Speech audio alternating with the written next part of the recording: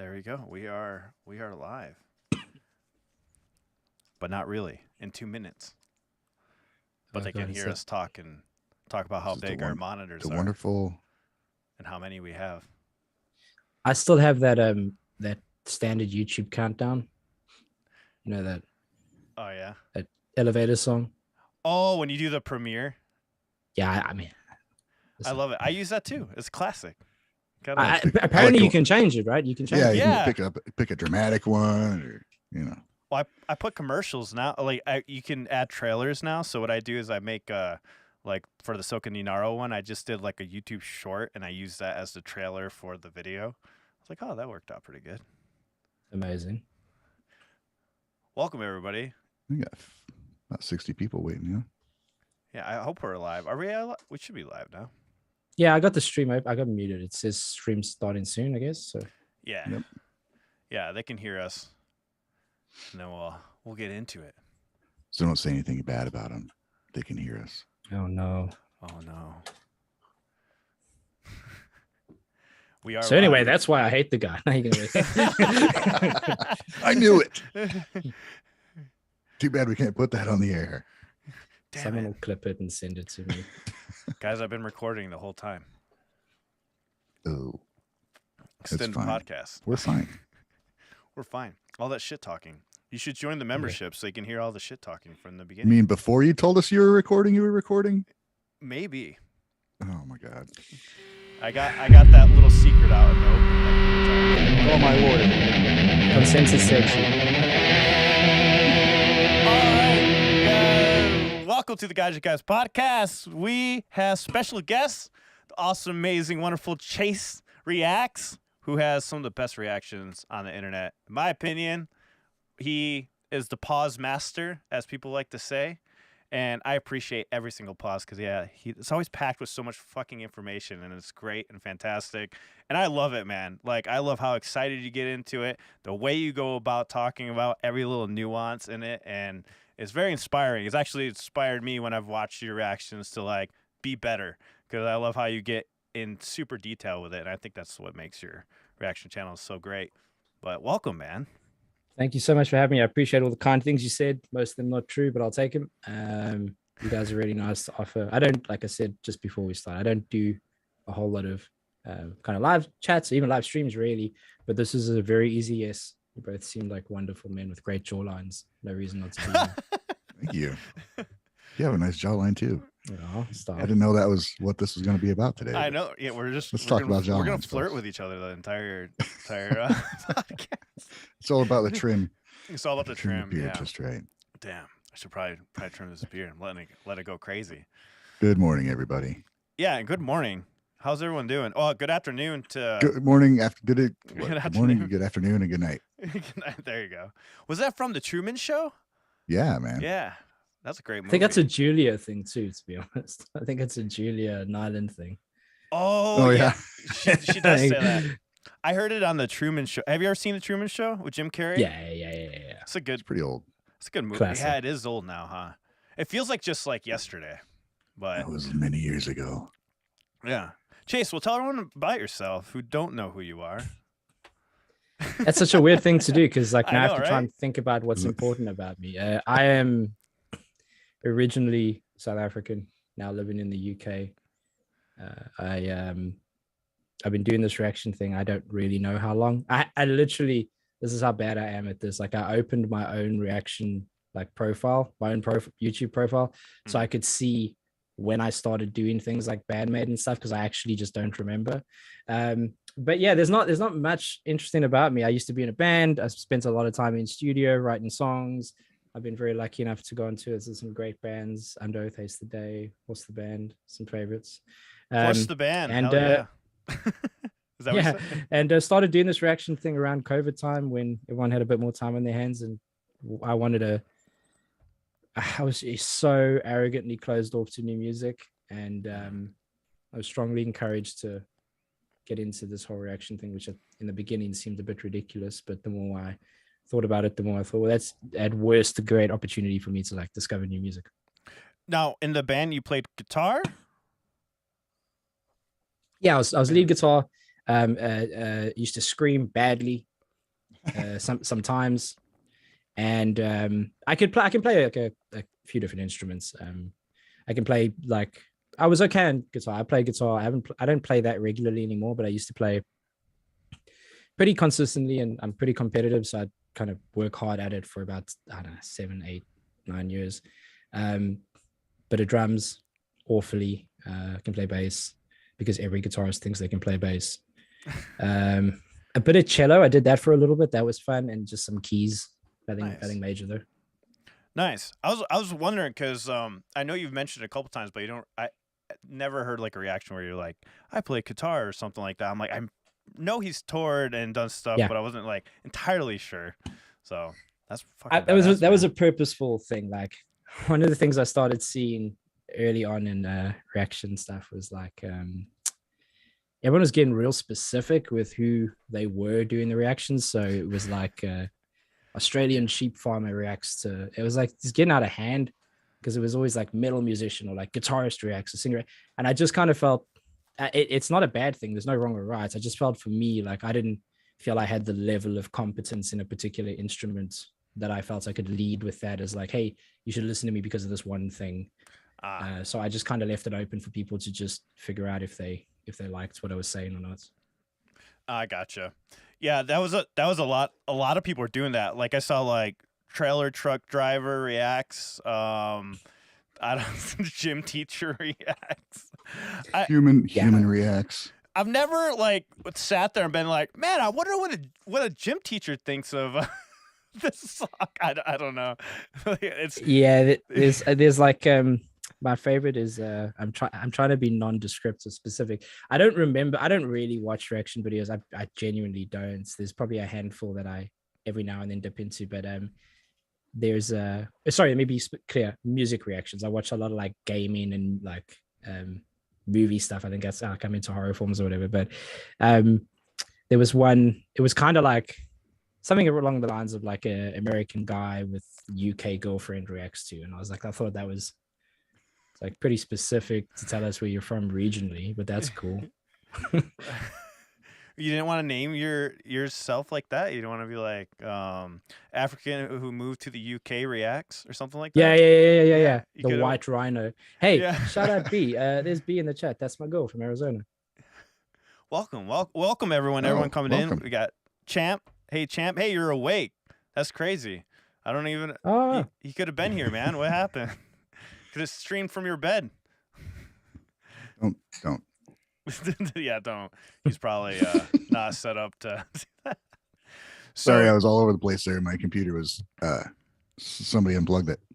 It's like your battery's running low. Better plug it in. It's like, oh shit. So if I find out who did that, I'm gonna get him. I've done that so many times. It was me. Okay. So you were saying you're rushing from the pub, like you were looking at that. So I thought that was pretty hilarious. Yeah, I was almost late, and potentially like dramatically late, because I went and got a haircut so I could look nice for you. And I stopped off at a pub and thought, I've got a trip coming up. B and I going to Ireland. I've never been before, so we're going to Ireland on Thursday for a while. And I thought I get a haircut and get some things done, and I'll sit at the pub, have a couple of beers, and come back and then chat to you guys. And I clicked on the link to share it again, just as a reminder, and it said it's live in 55 minutes or like 50 minutes. I was like, oh shit, man. I thought it was like an hour and 55 minutes, because I don't know what the difference between, I may even get this wrong, but like Mountain Standard Time and Mountain Time, or I don't really know how it works, but there's apparently a difference. Some of you guys care about an extra hour of sunshine and some don't. It's because, like I was saying before we started, Arizona doesn't change their time. They don't change their clock back. So that's why they have MDT and then they have MST. I'm in MST, which is Mountain Standard Time. What's the other one? Oh, the other one's Mountain Standard Time. That's right. You understand? I'm confused. I thought you just the things you just said to me are the same exact thing. That's what I said. The same thing twice. Did I say it? I did say it twice. No, you said mind. There's Mountain Standard Time, then there's Mountain Standard Time. So it's the inflection that makes all the difference. I'm like, your country's too big, man. Woo. And Indiana, half he's in the shade, other half isn't. I'm like, you got to calm down. You got to tighten up. No, Indiana, my state, used to not change, and then they started changing because. Oh, Indiana was another state that did that, huh? But now we do.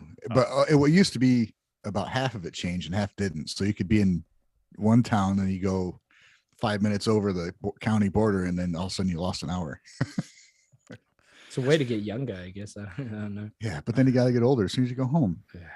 What if you're like on the border, like you're working in a town and like, you know, you're close enough to drive to other town? That's got to be confusing as hell. Like you're in the like perfect line and then you got to go across the line to go to work. No, there's kids had school. There's a county line divide where they lived on either side of the road. And depending on what side you lived on, it was a different time zone. So they did end that, which is good. That's crazy. There's still the same amount of daylight during the day. I don't care what the fuck time it is. Yeah. You can celebrate your birthday twice, I guess. I don't know. There you go. Hey, that's a good idea. Or like you can you know, go to the bar or something, you know, at one place, cross the line, you can get another hour. Yeah. I like this. Start at the right bar though. Make sure you start at the one that I guess. You know what I just thought about, which is hysterical? Anyone who's just joined expecting like content about Band-Maid, and we're talking about time zones. This is my best. Time zones and which bar to be at when they happen. Yeah. We're getting there. We're getting to that. Yeah, let's talk about Band-Maid now. Now that you bring it up. Band-Maid. Sure. What was tell us your journey with Band-Maid. What made you fall in love with them, man? I knew like there was no like build up for me. Like a lot of the bands that I had listened to on my channel, I had like little or no context to, and they were one of those bands. I can't tell you exactly why I decided to do a reaction to them. I don't know if it was I saw a thumbnail and it just looked intriguing. I was like, oh, what's this about? Because I think I've got it open because I don't want to sound like I'm an idiot and don't even know what I've done. But I did Thrill was the first one, right? And that was like, I can't tell you how or why, but that was back in 2020. And I just knew instantly that, you know, your first perception is this like a gimmick?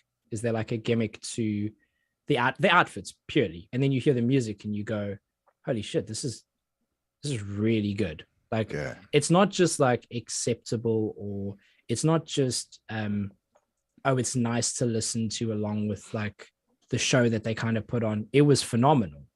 And then got people, I was very lucky because at least the fans I interacted with in the beginning were so nice and kind with information. It wasn't like shoved on me or forced. It was like, hey, did you know there was like information about someone was helping them write their songs or something at that time, and they've come a long way from that. And there was all this like intriguing stuff that made me go, I'm going to do more of this. And just like this is where people, I don't care what they think really, but like a lot of it is like, oh, you're motivated to do it more because it got good views. It's nice when people watch stuff because it means that like, well, one, it means people enjoyed it, and two, it means that I can be like extra proud of the products I created. But the energy from the people who were supporting it, the like genuine like excitement about the band was probably the main reason I just kept doing it. And then eventually it didn't matter what anyone thought because I loved it. Yeah, that makes sense, man. And after Thrill, like, what did you think as you progressed? Because you started with Thrill, which was like their first music video. And then...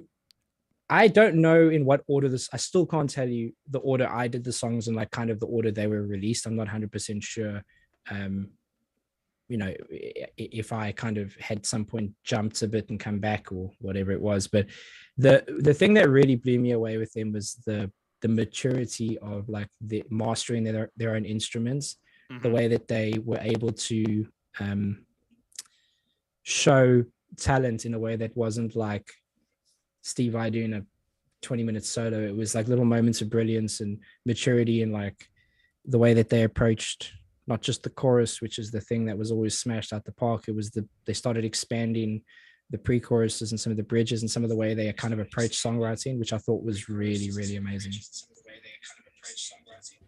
Nice. Why is my phone playing? My phone was playing. Sorry, just started playing our own video. That's cool. I was That's wondering. what I it was like, I was Yeah. immediately gonna blame Ryan. I was like, Ryan, did you turn on the thing again? No, No, it literally is just sitting here and it just started playing. So I don't know if I've That's somehow just amazing. vocally have control over my phone like it's that. But funny. My computer just shut off because I didn't have the power strip on, and it turned off. Everything went black. I turned it back on, and I was still connected. So that's kind of cool. Yeah, it was great. Yeah, because I saw the window know go what- down. I had to fix it real quick. I'm like, well, whoops. So you did react to Unleash. I have not watched your reaction to that one, but what did you think of the Yes. new song, man? Yeah, it's awesome. It's awesome. My initial reaction to it was that, well, not reaction, but my opinion of it was that it didn't jump to the top of like my favorite song of theirs initially, but it was one of those that I knew would be right up at kind of near the top of the list within a couple of listens. And I don't typically do a reaction and then go and just re-listen to the song again. The next time I hear the song is when I edit it. I usually edit the songs straight after I do the reaction because it's just easier for me. I consider it all one process. So it's easier if I know some people try and bank a bunch of filming and then they try and bank a bunch of editing. Like I just do it in one go. And then I didn't listen to it for probably, I don't know, a couple of days and listen to it again. And immediately, like I had forgotten almost everything I thought I did about the song. And there were so many bits that jumped back out and were so familiar after just a listen. I thought, well, isn't that what the point of writing great songs is that they can be memorable instantly? Gotcha. Yeah. Hey, to answer your comment, Keith, I got my pedal today. Actually, I have it with me. I just need to get it set up for tomorrow. So what he's talking about is Konami's H9 Eventide pedal. I kept meaning to go to demonstrate how she's using the effects on the guitar because she does it a lot in Unleash. She uses that H9 pedal quite a bit with a couple other pedals that do processing and stuff. But her pedal board's like insane looking. Yeah. And I was like, I wanted to show people how crazy this pedal is because you can literally turn your guitar into a lightsaber if you wanted to, literally, or shoot lasers and do all that craziness with it. So the pedal is insane. I think you're overselling this a little bit, dude. I'll show you. I got it. You can I'm show gonna me how to set it shoot up. lasers from my guitar. Yeah, I'm gonna fucking shoot some lasers at your face tomorrow. We'll start another and YouTube channel. You're gonna. Yeah. But yeah, it's crazy because like, or you can play like one note on the guitar and you have like a symphony playing. Like it's insane what you can do with those Eventide pedals. But I finally got it back from my practice room. I keep telling everyone, but practice kept getting canceled. Fun band stuff you have to deal with. Members I don't canceling. miss it. I don't miss it. I was so excited, man, to do the band stuff again, but things have like started going south again. I'm like, this is the times where I don't like doing this. Yeah. Yeah. I was never in a band for a job, but we got paid to play, but we weren't, it started out getting paid in like half a case of beer. It'd be like I remember one of the first shows we got paid. The owner paid us in like a case of beer, but he like took 3 out for himself. Which is like one of the best things I've ever seen. I was like, fuck, man, this sucks. But it was never a job. But we did okay for some small, tiny little band in the corner of the world. But I played in a band with my brother. My brother was a singer, extraordinarily talented, like incredible vocalist, screamed the hell out of anything, but also had trained like as a jazz singer. It was kind of just a weird combination, just a great guy. When you're brothers and you both care, man, you clash like hell. But that was part of the beauty of it. The stuff that I knew when I started to fall out of love with the scene and stuff like that, I guess is probably what it is. And the things that I loved about it, I started getting a little tired. So I knew when I was done, and I haven't been in a band since. I kind of don't feel like I could be in a band without my brother. I know that sounds lame, but it's just the magic was largely linked to that. I mean, that does make a difference, especially when you like connect with any musician, even if it's a sibling or not. But there's always, I think most musicians have that other musician that they play with that just, you didn't have to say anything almost, but it was so good. But then it gets so passionate. The arguments are, I had this happen with one of our first singers. We'd always be arguing, but like, man, we could write 5 songs in 2 hours. Like, it was like, and ever since then I haven't had that. Like, it's like, fuck, this sucks, so I know what you mean. But it's funny because I got re-excited about playing shows again. We're getting paid. So you think getting paid, I'm like, hey guys, we'll be able to pay everyone $50 for doing 45 minutes. So like felt good still having issues getting the band together. I'm like, guys, we're getting paid now. Like, I thought that was the problem, was not getting paid. We're getting paid now, and you still don't want to do it. I guess it's like, what the fuck? Like I have this, actually I have an opinion on this, which is I have an opinion on everything. So let's hear it. Just force it down our throat. No, you know, when COVID hit, like most of the labels and most of the bands were incredibly ill-equipped to deal with the digital demand. They weren't live spaces and networks and capability and tech capability around for all of the labels and all of the bands to be able to do things like live shows. And a lot of the guys, you know, as a result, jumped on Twitch and things happened like that. And it was incredible because during that time when no one could go anywhere and the world was kind of falling apart and everyone was really struggling, we were able to still get great music. Mm-hmm. The problem with that is that now that the world is, and I hate to say going back to normal because I know there's a lot of places that aren't going back to normal, but largely returning to normality, the incentive to go out and see live bands is probably a little lower because what you can get online is now closer to a live experience than you previously had. So I think people who initially loved the show but hated the chore of driving and parking now potentially aren't as incentivized to go to a live show because they can get something a little closer online. Yeah, it's well, maybe like watching the sports on TV where you can see everything, or you can go there and see little tiny people and have a bunch of drunk idiots around you. Yeah, you go to the bathroom when you want. You can get a beer out the fridge. Right. It's cheaper. It's easier. Nothing beats a live show. Let's be clear. We know that. But I think people who are on the fringe of like not too bothered about it, they're the ones who maybe aren't as keen to go anymore. Right. And casual listeners will be less inclined to go see a live show than just checking it out at their leisure. And it sucks because some bands sound amazing live and nothing compared to hearing what you see like on recording. Like people forget that there's a certain kind of energy when you go to even like a stand-up comedy show or go to anything live. But it's because all we think about is all the hassle, which I understand that you got, like you guys are saying, like the parking, being around a bunch of other people that possibly could be sick also. And people, you know, people.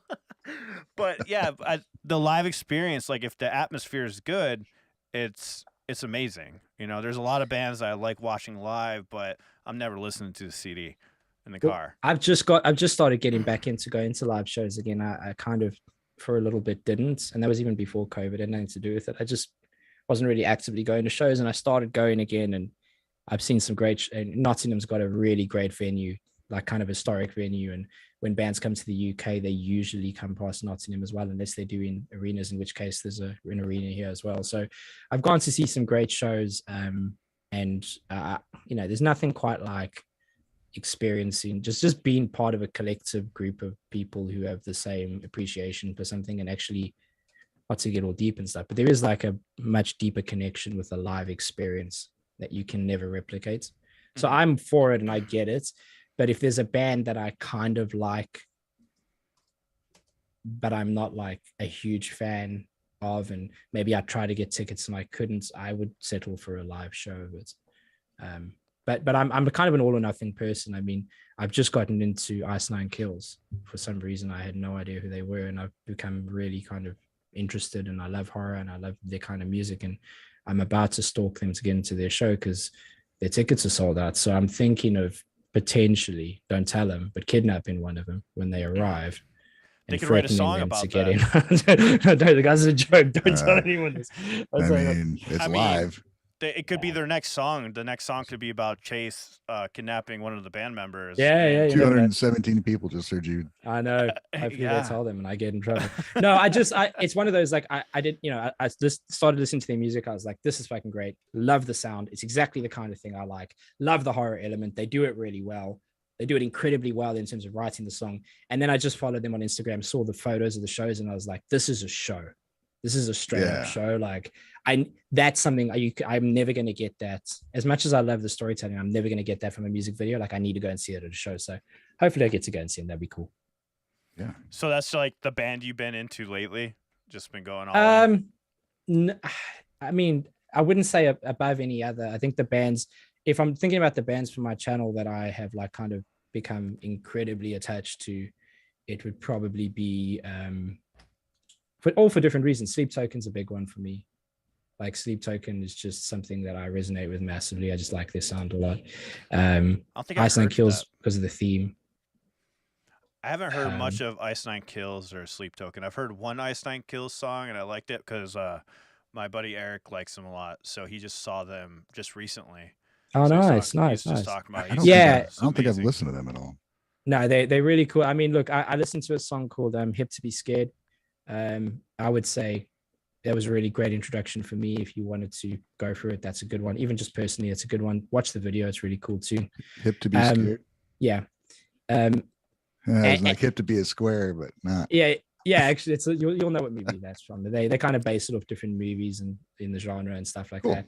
Yeah, but and I mean, look, there's loads of them. Nightwish is like a band that I've went to go see in San Fran with my brother and my other half and stuff, and that was kind of like a really beautiful experience. Nightwish's music is something I never grew up listening to. It's still symphonic metal, still isn't like my top tier music, but I am so in awe and appreciative of the talents and what they do that it's kind of hard for me to look away. I'm just really grateful for what they do, and I'm grateful for the impact they've had on the channel, my life, all that kind of stuff. I've had magical moments personally that, I mean, my other half, the only reason we're together is because she found me through a Nightwish video. So like the contribution to my life has been beyond just the stuff.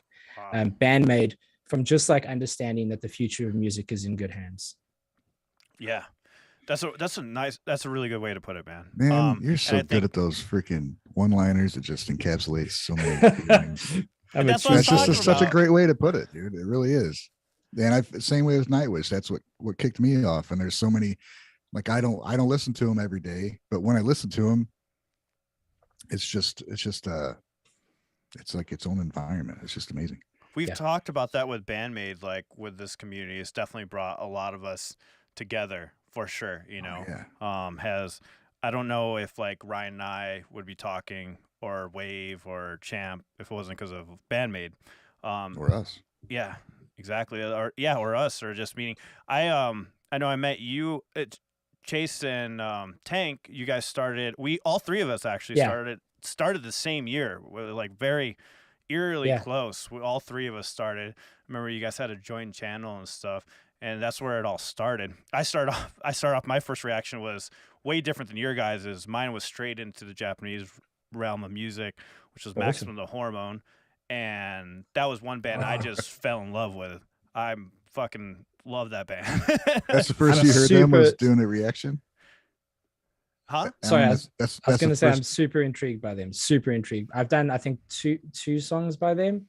Yeah. And I would never sit here and tell you like I'm the biggest fan, because I'm more intrigued. I'm like I bounce very instantly between, they're either one of the most brilliant things I've seen, or I have no idea what to do with the things I'm hearing. Like, it's very difficult for me to compute, because a lot of what they do is technical, and then a lot of what they do is artistic. And my brother says I'm about as deep as a puddle. So like the artistic, but I feel like I'm trying to like link it too technically, and I can't. I just don't process it that well. Yeah, I feel you on that. They have so much fun when they're doing what they're doing. Like, I think that's part of what I love about them is I watch them and I giggle, because they're having so much fun doing what they're doing. But then you think about, it's like, God, man, the way, is it Daisuke screams? Daisuke, yeah. It's insane. The different ways he screams, and I just love it. Every time he changes it up, I just love it, man. They're saying, Tank exchanged songs with Chase, and he sent him Alien, which is awesome. That's it. Yeah, that's Alien. The first one I saw too. I remember watching your reaction to it. It was the greatest. It was a great reaction. That was hilarious, just seeing your face, just like, what is going on? Yeah, I was incredibly confused. I just like, there's very, it's sometimes you really want to have, if you can hear like just incredible drum and bass, there's just an apartment up the road playing, and so tell me if I need to close my window. But there are certain bands where it's impossible, even though you haven't heard their music, like the fan base will let you know like what to expect in a way, and that you don't want them to, but they're just really excited. So I don't really advertise the things I'm going to film. And actually nowadays I just pick whatever I'm motivated to do. But yeah, you know, you can't help but like be excited with the people when they tell you. But I prefer when I have very little to no experience about what I'm listening to, because it's about as close as you can get to that kind of first listen, I guess. Champ's description of them is hilarious. It's a chocolate sundae with shards of glass on it, but the glass tastes like cotton candy. Yep, I'll go with it. Oh, and that's another thing. Like, I was in some discords for like the fan bases and stuff, and I jumped out of everything. I jumped out. I'm not in any. I don't have a Discord. I'm not in any thing. Yeah, but I am in the Band-Maid one, and recently was just back into the Nightwish one, just to like, I just felt it was the right thing to do, and I wanted to be there, and I wanted to just see how everyone was doing and stuff like that. But I don't have like a Discord or anything of my own. Gotcha. And I forgot what I was gonna say. I was gonna say something. But yeah, Maximum the Hormone was one of the first reactions I saw you do, because I remember when Tank had given you guys gave you that reaction. We ended up covering 2 of their songs, and like I was saying, that was the first for our channel. Like that was the first reaction we did, and it was I can't remember which anime. It's the one they did for an anime, and it was very System of a Down sounding. Like, of course, got crap for saying that, but it did. It sounded like it. I think it was nostalgic for me. But yeah, I ended up just falling in love with them, and we ended up doing 2 full band covers of them. We found a guy from Korea that could do all the vocals for it, so we did a collab. Amazing. And did those, and they're fun songs to play. And yeah, sound difficult. I need to go back and listen to them. It's probably, this is kind of making me want to do something else. So I'll hit you up. You can be my next. You can be my next recommendation. Okay, sounds good. I want to check out the bands that you're mentioning. What was it? The one you said, another one that you were checking out. I hadn't. Einstein Kills and something else. Oh, Sleep Token. Sleep Token. Yeah, I have never heard of Sleep Token. Man, Sleep Token are like. I'm trying to. It's weird. Like whenever I'm trying to like explain how great I find them, I'm trying to keep it cool, because I know how when someone, especially when you have a channel and someone's like, you gotta hear this band, they're the best fucking band. It's like, Jesus, dude. It makes you not want to do it. Like, yeah, it makes you not want to do it. So, no, they're fantastic. They're like a group of like kind of super musos. They wear masks. People, I guess nowadays people probably know they are. I don't want to know. I'm not interested. I like the theater of it. Incredible singer, one of the best drummers I've ever listened to on my channel by far. And they do.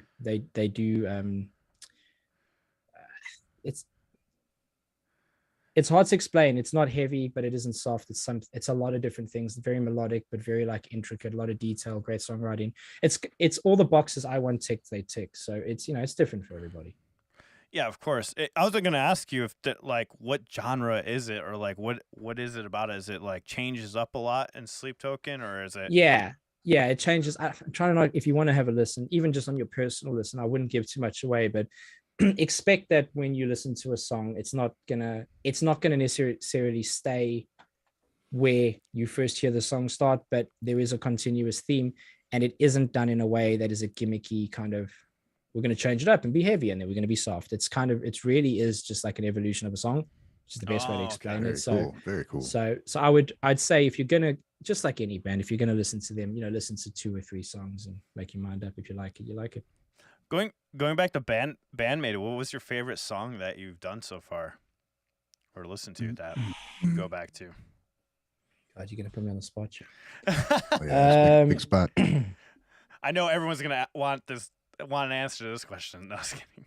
I will give you an answer. I'm just scrolling for all the ones I've done because I'm terrible with names, but the thumbnails help me remember. No worries, man. We did a battle. We're doing this battle of the songs where people vote for songs. So it's like a March Madness kind of bracket thing, where like people are like, we put all the songs and they vote for the best one to see what the best songs win.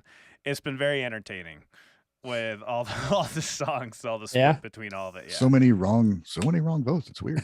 I'm gonna say it's probably, this is off the top of my head and not having thought about it, but I'm gonna say probably the thing that stands out the most is Warning.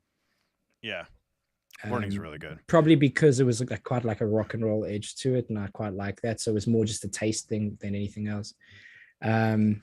That I whole also album is really really liked Domination. I think I did like a live Yeah. one of that.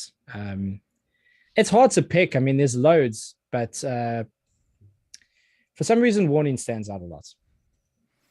Yeah, that's my favorite album. The one with Warning on it. I cannot remember the name out of nowhere. Help me, Ryan. What's the name of the What? album? Why can't I remember the name of the album out of nowhere? I listen to it all the time too. Unseen World. Unseen World, Jesus Christ! I'm like the CD's right there. It's like right over You're here. probably looking at it, trying to think of I it. know, but it was upside down. I was like, damn it! Oh.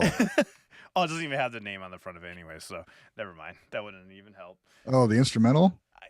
Yeah, the instrumental. Okay. I was That's the gonna say, other if you one, saw the Manners. fingernails. That's How the would other you one. not know what that was? Manners is Yeah. a good one as well. Manners. Yeah. Sleep deprivation is kicking in. Unfortunately, I woke up like every 2 hours, like from freaking rib pain. Sucked. Just dragging that out, dude. Come on. Dragging Oh, what my out? ribs hurt. My ribs hurt. Just messing with you. Trying to figure I out mentioned why it his one ribs time. hurt. It's Oh, like, he doesn't know. I looked away for like a second. I came back to an injury. So what's going on here? No, he had a little car accident last week. You Yeah, did? yeah, just a little. Jesus. Well, thank God you're okay. I mean, Yeah. apparently you're not okay. So what happened? You got cracked ribs or what's going on here? Yeah, I rolled 4 times. I got in a bad accident with 18-wheeler. Are you a stunt driver? You rolled 4 times and you're just sitting here chilling. Yeah. Oh, fuck. Until he laughs. Yeah. You know, you've just given me incentive to say the funniest shit for the next. Yeah, that most people. It's a game we play. Yeah. I've had cracked ribs before. They're no joke. Yeah. Yeah. No, this will be first time. Yeah, it sucks, but it's all good. I'm just I got lucky. Really, really, really, really lucky. But so luckily everything's being taken care of though on that. Yeah, good. So yeah, I wanted to talk about it. As you tweeted about some wonderful comments we were talking about before I started on it. And you're telling me some crazy stuff. And I thought I've told these guys about some extensive emails I've gotten really telling me their opinion about reactions. And you told me some things right now that blow mine out of the water. If you want to talk about that. And I had noticed you tweeted about it like yesterday or whatnot. A fan telling you. I get like a lot of very like intense messages, communication, let's say, sometimes public, sometimes private. I had someone send me an email with very creative, very descriptive list of ways that I should end my life.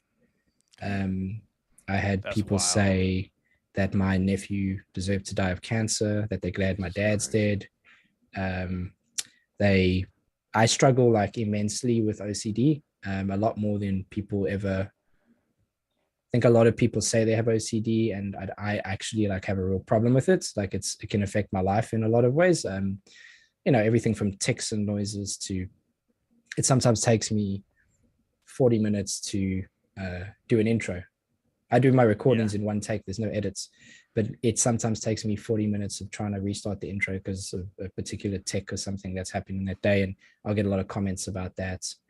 And I made the joke to Ryan earlier that I said, it sometimes feels like people either want to smell your skin or wear it because it's two intense sides of a very, very bad communication. But yeah, I think overall, if I'm honest, I've thought about this quite a lot. I think the people that are overtly mean, negative, perceivably violent in their communication, I'm going to assume that it is most likely down to the fact that these people are really struggling in some way in their own personal life, and they just fucking need somebody to look at them. They just need somebody to acknowledge them, it doesn't matter if they're shouting, if someone's hitting them or screaming, they just need someone to acknowledge that they're there and that they're important and they're worth giving time and energy to. And I think they go about it in the wrong way. But I think I'm not taking away from the pure assholes of the world that are just out to burn things down, that have fun with it. But I think there's a lot of damaged people, and their way of getting seen is to say the most outlandish shit. So you can't really always, you should never take it seriously. It does hurt, but I don't let it sit with me for too long, because then I wouldn't be doing any of this. It wouldn't be fun anymore. Yeah. I've never had anything that serious, and I hate that you've had messages like that sent to you, because it's. I had somebody. I took a photo in a lift because I love Jordans. I love Jordan shoes, and I love Jordan ones. And I took a photo in a lift because I got some Jordan ones from my brother. And I had someone send me a message. The person who sent me the message wasn't like a stranger. It was actually, well, I'd never met them physically, but they were an online friend, and they sent me a thing back going, "Hey, by the way, this is your address." And I can tell that just by like the photo of the lift that you're in. So you need to take that shit off. Right. So that was really helpful for me. But you know, you damn. don't think about that stuff when you're doing videos and reactions. That's kind of crazy. That is fucking nuts. Yeah, if somebody really wants to find where you're at and something like that, that could really happen. That is scary. I've had instances where I've done baby metal concert reactions. I accidentally all my fucking card information address pop up, and they're like, "Bro, you gotta take that down right away." I don't know how it happened, because apparently said it was hidden, and then it didn't hide. They're like, "Nah, it definitely appeared on there for a moment." Oh no. But this is a good point. Don't judge humanity by social media. Get out and be around people instead. It's a really good point, because a lot of stuff I've like read, or I go down the YouTube rabbit hole or whatever of just like craziness, and then I'd be going back to my job. I was working at Love's gas station at the time. I'm like, people are generally friendly, some people are grumpy, but as long as you smile back at them, I mean, they kind of lighten up. You're like, because they've had a rough. They're traveling cross country. You had a truck stop. And I remember I have other employees that just get pissed, and I just said hi to them, and normally they just lighten up, but but just understanding where they're probably coming from helps the situation a lot. Yeah. Like I was saying, I never had anything that extreme, but there's been some hurtful things or derogatory comments made, and I always invite them to talk about it, have a discussion, and if the next response is more bullshit, then I'll just stop. But sometimes I've had a few where they'll be like, "I'm sorry, dude, I'm having a really shitty day, and I shouldn't have said that," and then we'll have a conversation, and maybe it helps them have a better day. I don't know, but I like you said, they're looking for it. It's a call for attention. It's difficult because like I've had loads of people go like just straight. You said we can swear, right? Fuck yeah. I had people be like you're a fat cunt, or it's just like whatever, just something stupid, and then I would just write underneath. I'm like, "Hey man, come on," right. And then they'll respond back and go, "Oh shit, dude, I never thought you'd see this. I'm so sorry." And it's like, yeah, I do see it. Like, come on, be cool. But they literally are posting it because they see like hundreds of comments and maybe you haven't responded or you don't have the time. So then they think, I'm just gonna say a thing, and it's like this is gonna take a bit of a turn, but just go with me on this. Like, I'm a pretty patient guy. I'm the youngest of three brothers. We grew up on pretty much farms in SA, plots as we called them. We grew up tough. We had to handle a lot of stuff. And I learned through that like most people aren't confrontational. Most people are quite calm. Most people in person are quite civil, quite nice, the vast majority. And even these people that say really nasty stuff would hardly ever say that to your face, ever. Yeah. And I don't lose my temper a lot, hardly ever, but I have had situations where I've said to somebody, if you ever say that to me in public, I'm going to refix your face. And it's not going to go well because like, that's a really mean thing, especially like about my dad and my nephew. You could say whatever you want about me. You could rip me. I had to confront, I won't say names, and it's just never important. It's never necessary to do that. But I had to confront somebody and say, I need you to tell these people to stop talking, because if they don't, I'm buying a plane ticket. Right. And it's not going to go well, because that's the thing where let me be clear, if anyone else is a troll who's thinking, oh, that's the way to get to him, it's not. These were people I knew. These were people that I had interacted with. These were people that were in some kind of way, I guess, a part of my life. But strangers say crazy things because there's such a barrier between like social media, like they said, connecting with people.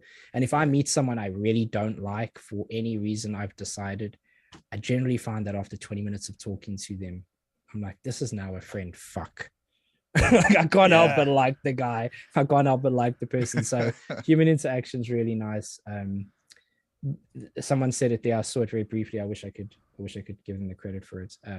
But the amount of people that are really positive and constructive and like interacting and engaging in a positive way is not only the vast majority, it's the 99%. Yeah. So it's just the minorities can be so loud sometimes. Yeah, for sure.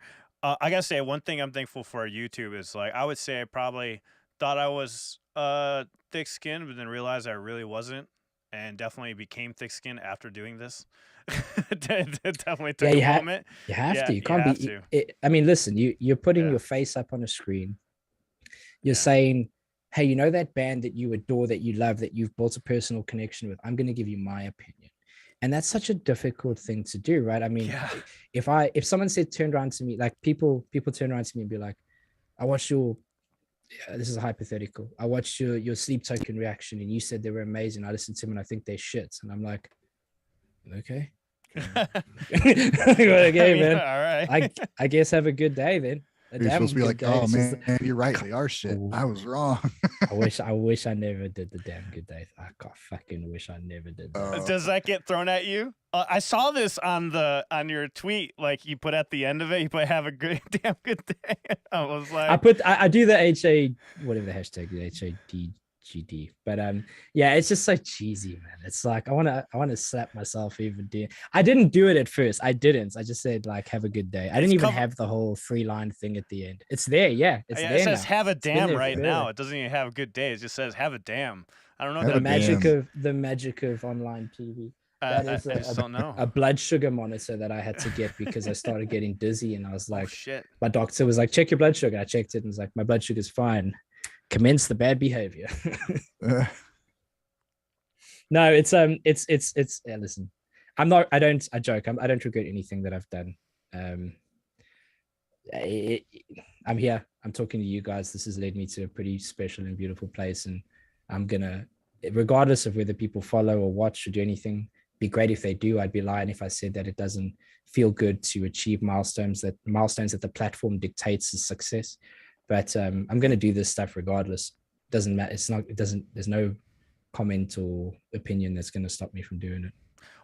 I feel like, especially if it's really a great thing that you're doing it for yourself more than anything. You're just putting yourself first, because it is easy to get locked in and start trying to cater to everybody.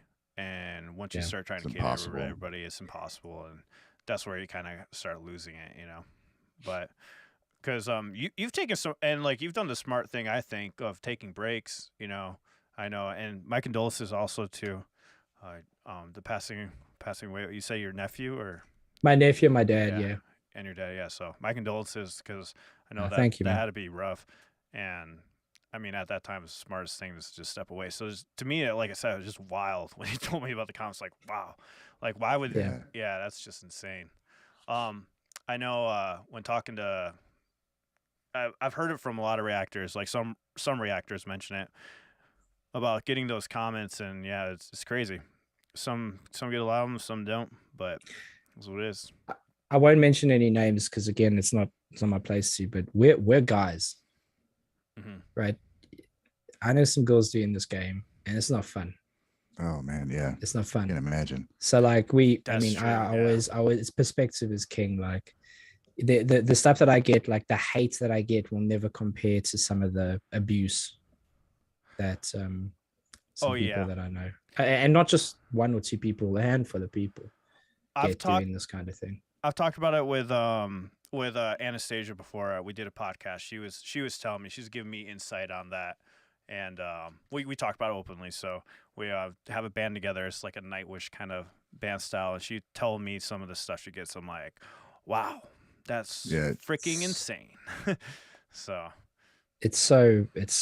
I mean, it's disgusting. Well, again, I mean, with his darkness, there is often a lot of light, because when you see one of those people pop up in a chat on somebody's stream, on a girl's stream, and they're saying, largely on a girl's stream, and they're saying some really just horrible things, like the community super rallies around and kind of eliminates that shit real quick, because they understand not that guys or girls or anybody needs a particular level of higher defense, but I think when somebody's like, especially during premieres, when they're like, their focus is on trying to get the video out and live, and there's people just saying the most outlandish shit. Of course, mods do a great job. Yours are just like super active here, doing some really cool things. But I don't really have mods. B helps me mod, like in terms of not like censorship or anything, or like delete comments or whatever, just in terms of like, hey, do you mind sharing a link to X, or do you mind doing whatever the thing is. But it's you see the really good actions from the community to shut stuff down pretty quick, which that's like really hopeful for me. It makes me feel really good that people are at their core decent. Yeah. I've had some where somebody will say something, you know, and then by the time I see it, like you said, there's already like several comments from the community. They're like, hey, come on, man, you know, he doesn't think this or that, or I'm like, I don't have to say anything. This is no.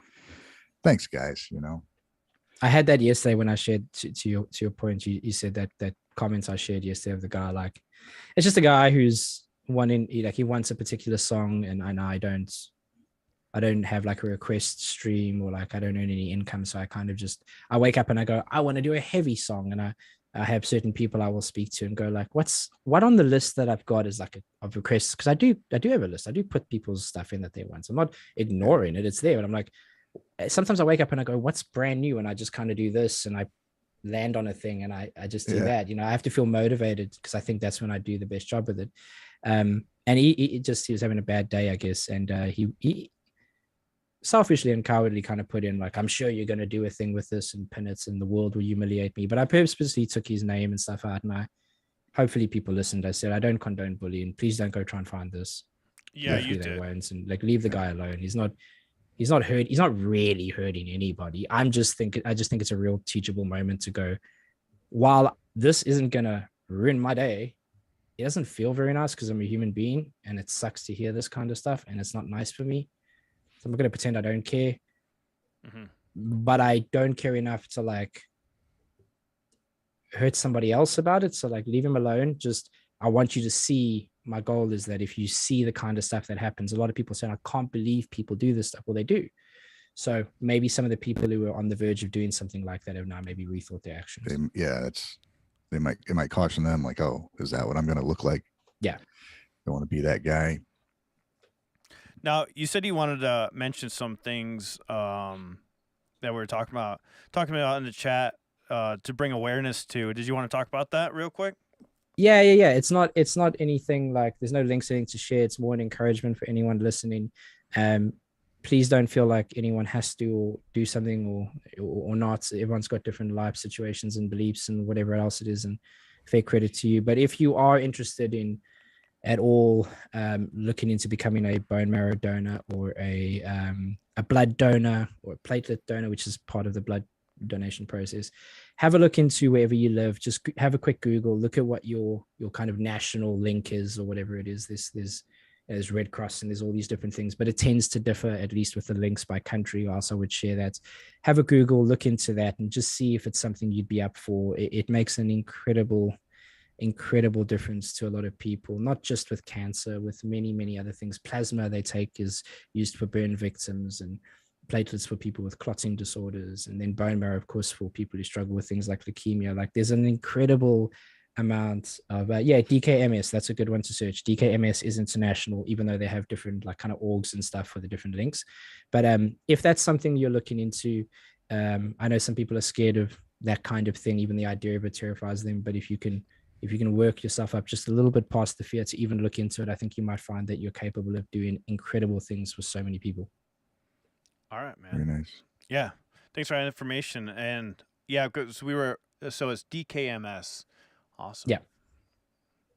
They're kind of I think the bone marrow peeps. They're the closest thing to an international organization, but because of rules and regulations and healthcare procedures, there's a lot of kind of different subsidiaries that operates and work within that. But yeah. Oh yeah, for sure. Very nice. I got questions. Yeah. Because I watched Wave's video on Unleashed. And I thought it was incredible. Like, I mean it when I say, like, this is not an insult to anybody. I don't watch a whole lot of reaction videos, and the reason I don't is I'm I'm quite a competitive guy, and you guys seem to have some great videos. So it's like, damn it, man, they got a better camera. Like, oh, I gotta get a better camera. I gotta do this. Like, you're always trying to like make your product like better. I don't really watch a lot, but you guys are incredibly, obviously when we first started speaking, it was around Band-Maid and Japanese music in general. How did this happen for you? Because I don't know about your origin stories. How'd you get into reactions? Why Japanese music? Why Japanese culture? Why all that kind of thing? Like, where did this come from? Ryan, you take it off first. Sure. So I was watching a lot of reaction videos myself, and there's actually a lot of rap because I liked watching. I ended up watching like a Lost in Vegas, where they're a couple hip hop guys that are watching. Yeah, they metal. connected with me. Yeah. Yeah, and so they're like watching Alice in Chains and Metallica, and I'm like, I love these bands, and I was right. Like, it reinforces why you like things so much, and they see it, they hear it for the first time, and they really liked it. And they pick up on things that you don't pick up on because they're looking at it from a different way. And I'm like, man, I love music. I love talking about it. Maybe I can do this. So I tentatively did a couple Metallica videos, and didn't go over so well because one was like off of Saint Anger, and oh yeah, I was honest about it, right? But then that snare drum. Yeah. But from the first, I think it was the first video, somebody commented about Nightwish. I'm spacing out right now.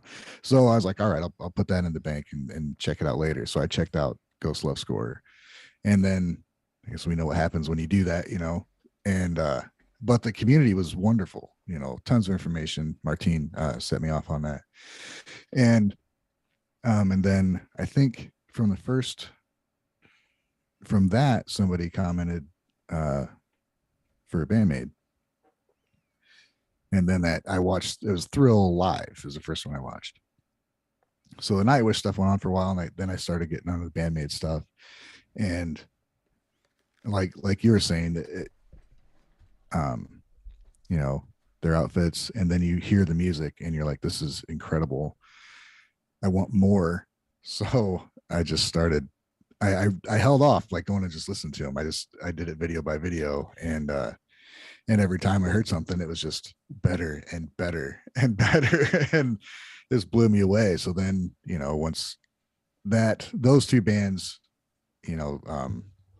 started get me to the thousands, as far as subscribers go. And what it did for me was being in the States, where there's, 1,000 radio stations, and they're all playing the same crap, all the same country crap, all the same pop crap. And around me, there wasn't a good rock station. There was one good rock station that we could kind of get in town, but not very well. And so, you have your environment of music you love that I listened to for 15, 20 years. And now all of a sudden I'm hearing stuff from Japan that is topping all of my favorite music. And so I just kept diving more and more into it. And I still like the music I like, but it's also slow and kind of dark.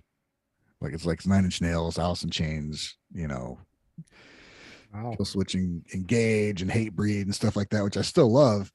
But it's such a different, and like there's so much more positivity, but you still get the heaviness and you still get the art and musicianship. So it's just a whole different oral aspect of music. It's just mind blowing. Yeah, that's a dish for me. Oh man, I've been trying to do like YouTube stuff for a while. It started off with doing it for my band. That was the whole thing, because we had done a bunch of touring and stuff, and we're like, this ain't working. We're just like coming back losing money. So I told everyone, like, guys, we need to do strictly internet only. This is like 2016. So we started doing that and doing we started just coming up with ideas. And I was like, you know what? I like doing YouTube. I'm always on YouTube watching YouTube videos, like 2018, 2019. And I was like, you know what? Let's do a channel. So we came up with this idea. We're going to do anime channel. Because I never watched anime, let alone I'd even know like Pokemon, Dragon Ball Z, Yu-Gi-Oh. I didn't know those were called animes. That's how clueless I was. Like, no clue that was an actual anime thing. So we had this idea where, like, my buddy Eric, who's a guitarist, he's watches tons of anime, like tons. He watches it all the time. He rave about it. I'm like, okay, I'll watch it from the perspective of just watching it for first time. You're introducing it to me. And so we would sit there, and I just couldn't get into it, you know? Like, it turned into me, like, kind of, like, laughing or joking, so we'd have, like, debates about it. And it didn't work out too well. And I noticed, like, hey, man, these songs in the beginning are fucking good. Like, these are this is good music. So the first couple was My Hero Academia, Hunter x Hunter, and then it was Attack on Titan. Attack on Titan was the one that really grabbed me. The music. That was the one I was like, man, this is a good song. I'm like, hey, why don't we react to some anime songs? Because I had started watching a reaction channel called Jamal, aka Jamel, and he was same thing as Ryan. He would react to all the 90s music I used to love. So it was like, I never got it at first, but my buddy Eric's like, you should try watching it. You might enjoy it. And so I watched it. Down a rabbit hole, man. I was like watching him react to Alice in Chains also. And I'm like, this is great. And that guy is so positive.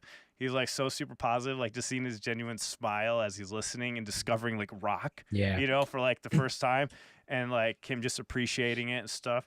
I remember his Rage Against the Machine reactions were great, and I was like, this is so interesting. So I told Eric, I'm like, let's do some anime songs, and he's like, well, let's do Death Note. Thank you guys for reminding me. So, and that's Maximum the Hormone song. So we did. Right on. So he showed me Maximum Hormone, and I said, well, let me show Eric 90s music, because I liked watching how Jamal would react to 90s music. Eric doesn't listen to anything that's older.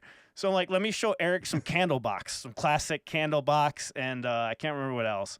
So we put up 3 reactions, me doing 2 anime songs, and it was Attack on Titan cover by Jonathan Young, and that was one of the first one, Maximum Hormone from Death Note, and then he reacted to Candlebox. Well, the Maximum Hormone video like took off like crazy, and Eric was shocked that I liked it, and that's how it all started. We just started doing that, and we just then I met with Tank afterwards, and he helped me like with the whole copyright thing, because like I said, all 3 of us, it seemed like we started 2020 June like at the same time, and started doing it. And then I think you and I started talking afterwards, and it was really awesome community. I'm like, I love this. Like Tank was taking time out of his day to like help me out with that. I'm like, man, that's really cool. Like, I love how the community's getting together and doing this stuff. And Eric and I just kept going with it. Well, let's keep doing it, you know.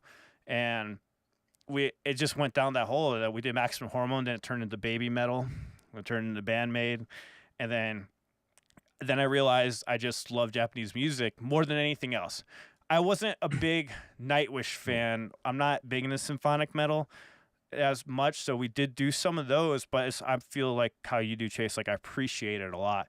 Like, it's really good, just not something I would regularly play.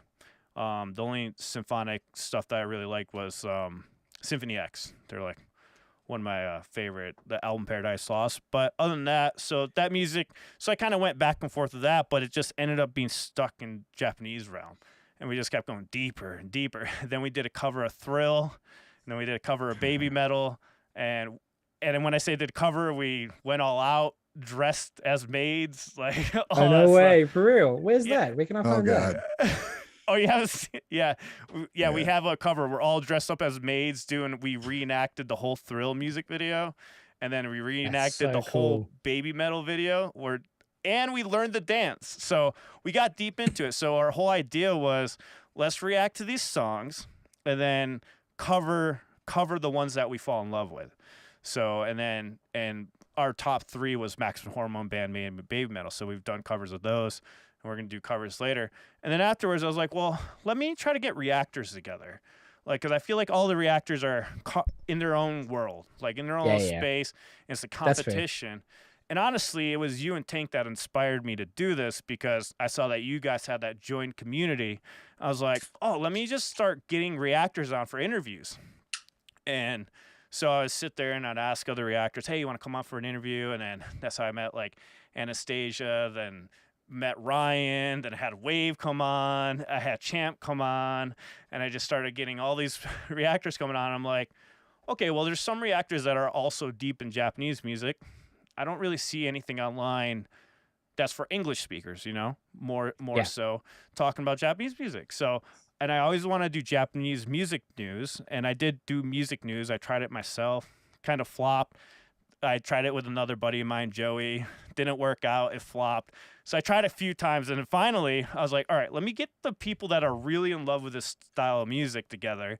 And then I pitched it to Ryan and Wave and a Champ and a couple other people, and finally we just got together. I'm like, guys, let's start a whole channel just dedicated around this genre of music so we can shed light on it, share it, give everybody a hub to come to that are really obsessed with it, because I felt like there was that need where they wanted to hear people talking about this rather than just reacting to the music, but maybe get more deeper into it, like how it started, how it began. Yeah. And that was my whole idea that I had, that I wanted to start off. And luckily all these guys said yes. And that's how this whole Luckily, channel we started. have some great people to help us out because they know way more than we do. Yeah.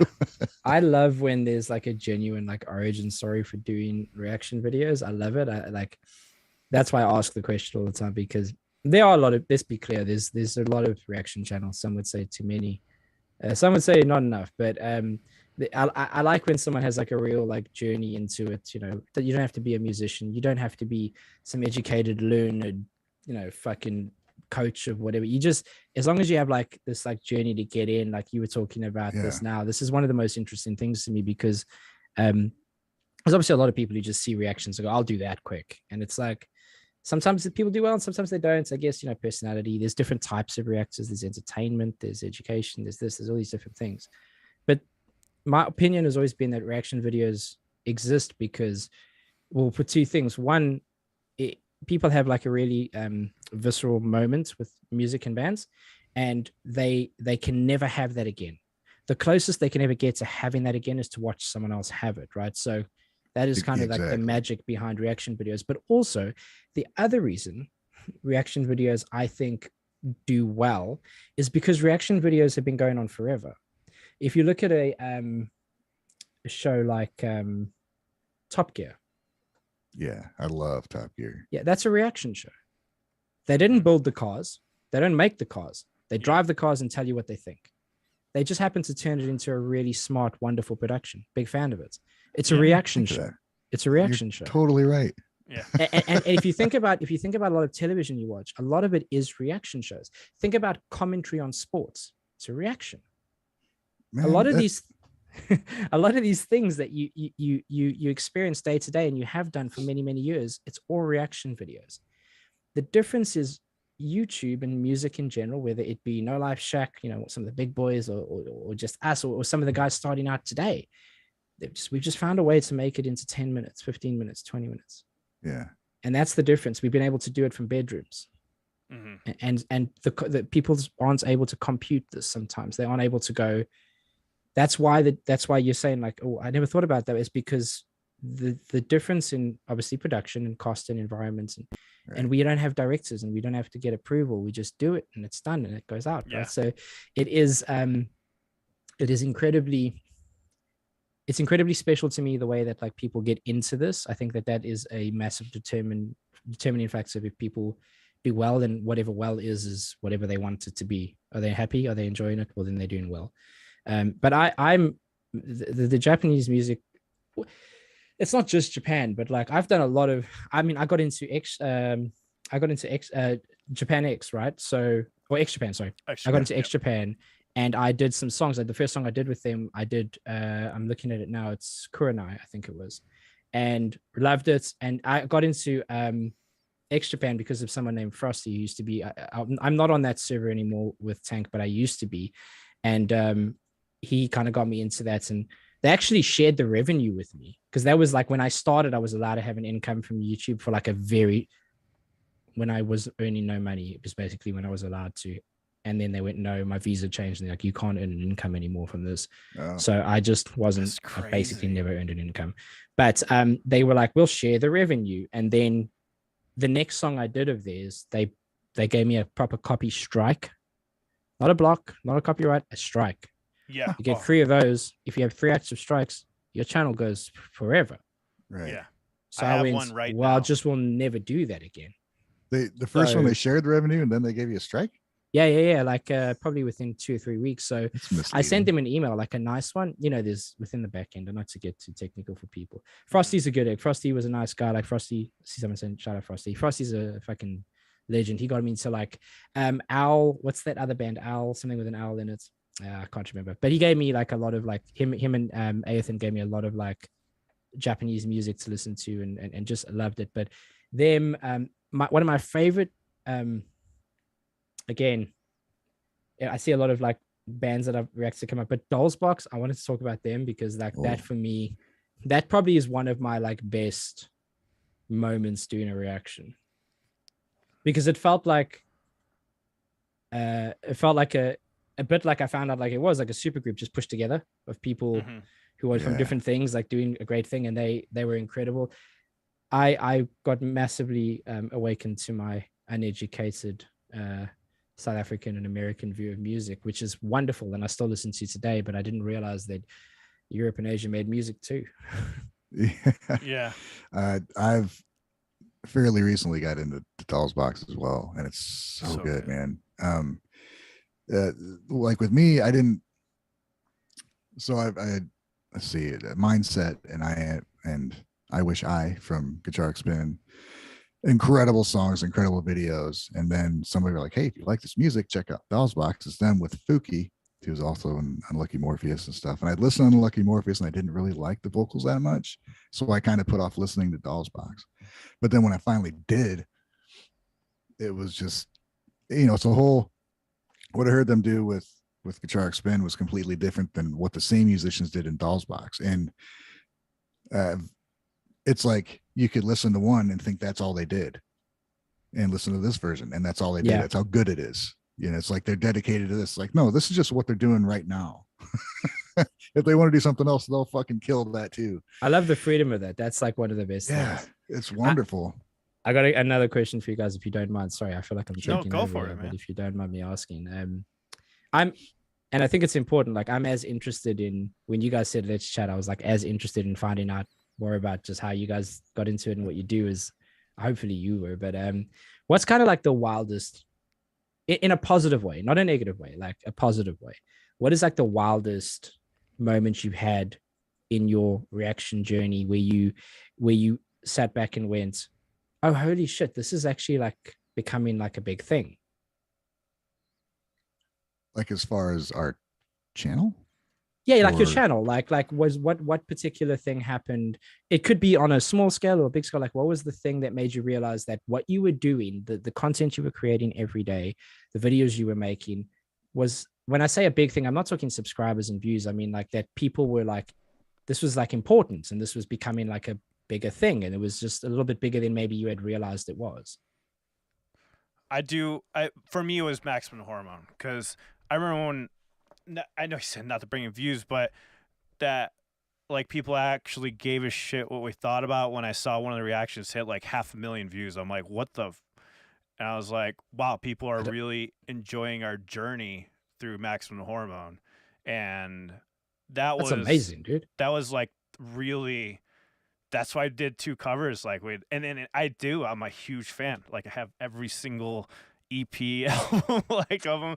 People sending it to us because they were so excited that they created a new fan.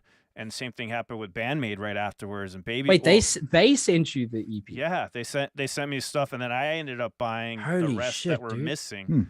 And and it was crazy. And I know Ryan's had the same thing, like similar kind of thing, which was so nice of them and so grateful for it. Getting it, because some of the stuff you couldn't get, you only could get in Japan. So the fact that they would go out there and get it for us and send it, I was like, this is crazy. So it was motivating too, to be like, okay, this isn't stupid what we're doing, because I've had people be like, oh, it's dumb. Like there's no, we can get into that too. Like, that's lazy content, blah, blah, blah. Stuff like that. Just listen to music and talk about it. Yeah.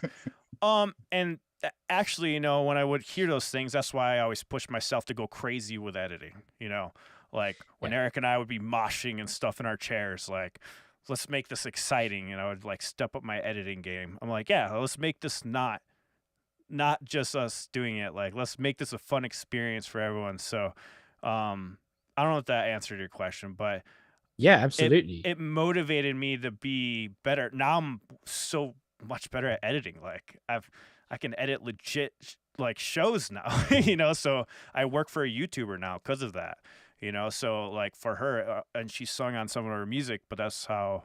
My friend Vicky and I got close, and now I edit her videos because she's like, "Wow, I really love how you did this." So Wow.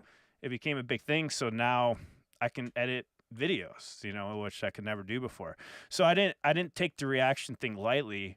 I was like, let me make this more entertaining than us just talking from a musician perspective. Because I played in tons of bands. I played drums, bass, guitar for many bands. I'm not like the greatest, and I know, you know, I know there's other people that know way more music theory, but I just leaned into the fact that I could tell people in more layman's term because I was probably closer to that end, but still had enough theory and knowledge to explain for music writing because I had done it for years, still doing it now.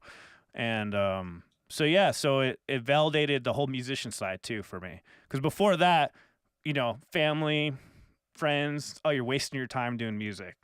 Don't do it. You know, and it's like, so that's that's when I was like, wow, cool. I have a reason to play my guitar more of just like people just saying, oh, that's just a shitty hobby you need to drop.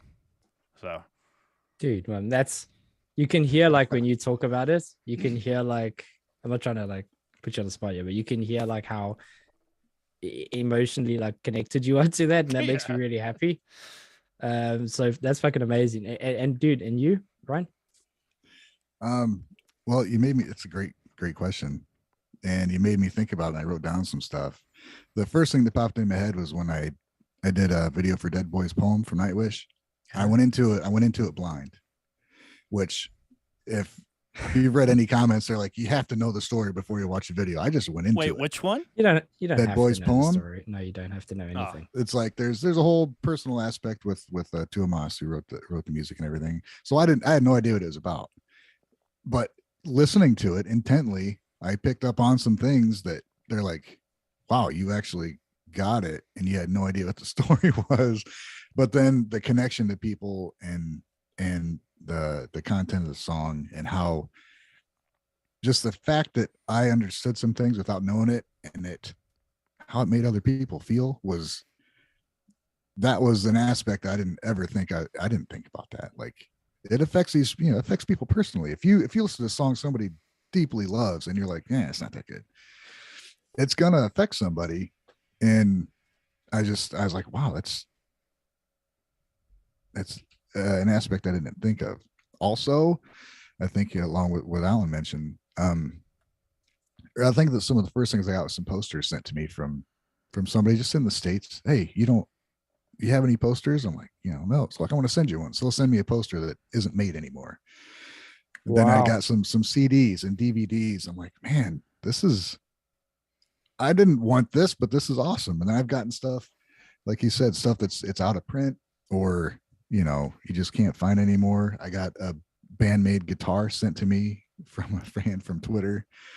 They only made, God damn, 150 of them, something like that. Sent me a guitar. So yeah, those are things that I didn't expect that at all, but I think that's obviously great, but some of the thank yous about anytime I can take a song that I learn about during the video and I end up loving it, and somebody else is like, I didn't like that, but now when you explained this about it, you explained how these things interacted in the song, it made me appreciate more. Now I like it. Or just thank yous. The thank yous for music and people discovering new music, that because obviously, like with me, people are searching for Band-Maid reactions and I will pop up. They're not looking for me yet. Hopefully someday. But when I can still, because I'll do off the wall bands that yeah, I hear what you're might saying. get 250 views. I don't care. If I love it, I want to put it out there because some people are going to see it. And when people say, I never heard of them before, thank you for sharing that with us. And now I got a new band to listen to. That's a huge plus. So Yeah, man. When I started getting stuff just from people just wanting to share things, that was like, what? That's amazing. How about for you, man? I probably I probably have like two key moments. One's kind of silly and one's like very like an emotional thing. But the silly one was like I kind of fell into this like really great, and I still have this like really great love for Dreamcatcher. And I started doing some stuff because like it's not music I listen to. It's never music I listen to. It's never music I've ever listened to. But there's this like live band, you know, guitar kind of like influencing what they do. And I understand it's essentially like it's K-pop, right? But it's got this like little edge to it, whatever. And I woke up one day and my Twitter was going insane. And I was on a compilation on like some Korean news channel. And I just had like loads of people just tweeting stuff at me, and I didn't understand any of it. What I know, it wasn't good, but I was like, this is great. I had no idea what was going on. Who knows? But the one thing that was really nice is there was a lady, and I wouldn't never say her name, of course, but when I started, someone was like, "Oh, do a Patreon." So I had a Patreon for like I'm talking the shortest time. And I said, "Hey guys, I remember when you had it." Yeah, I was like, you got to stop being on here because my visa's changing and I can't. So like, save your money. Don't wait till it closes. Just get out of here now." But I had someone message me, and she said that her husband had passed away. And I don't know the subscriber counts or something of the channel. I'm gonna guess is around 20 or 10. I don't know what it was, but it was somewhere there. And I just crack on. I didn't even know that live premieres were a thing until I did a night. I didn't even, for like the first whole year or something, I had no idea you could do a live premiere. I didn't know what that was. I was like, the fuck is this? So I'll try it out. And I was like, holy shit, people can watch it with you. It's like a movie. It's insane. But this lady messaged me. She said her husband had passed away, and she really like, he was her world. Really long message. I'm probably ruining the sentiment by shortening it, but she said that take your time, man. She said she said that everything in her life fell apart. She was like a well-established person within her career, within her family. I'm assuming they didn't have kids, but this person was her life, and everything just she didn't want to shower. She didn't want to do anything. Everything was just seemed meaningless. Everything was gone. And she said the one thing she started doing was just like watching reaction videos, but she would watch my videos. And I had like quite a set schedule every day. I was doing a video every day at that time. And because I was doing a video every day at that time, she'd be in bed just watching the video. So like I don't know if it was 5 o'clock or 7 o'clock or what it was, but every day at 5 o'clock, she'd watch the video. And then she started like going, oh, I'm going to shower before I watch the video.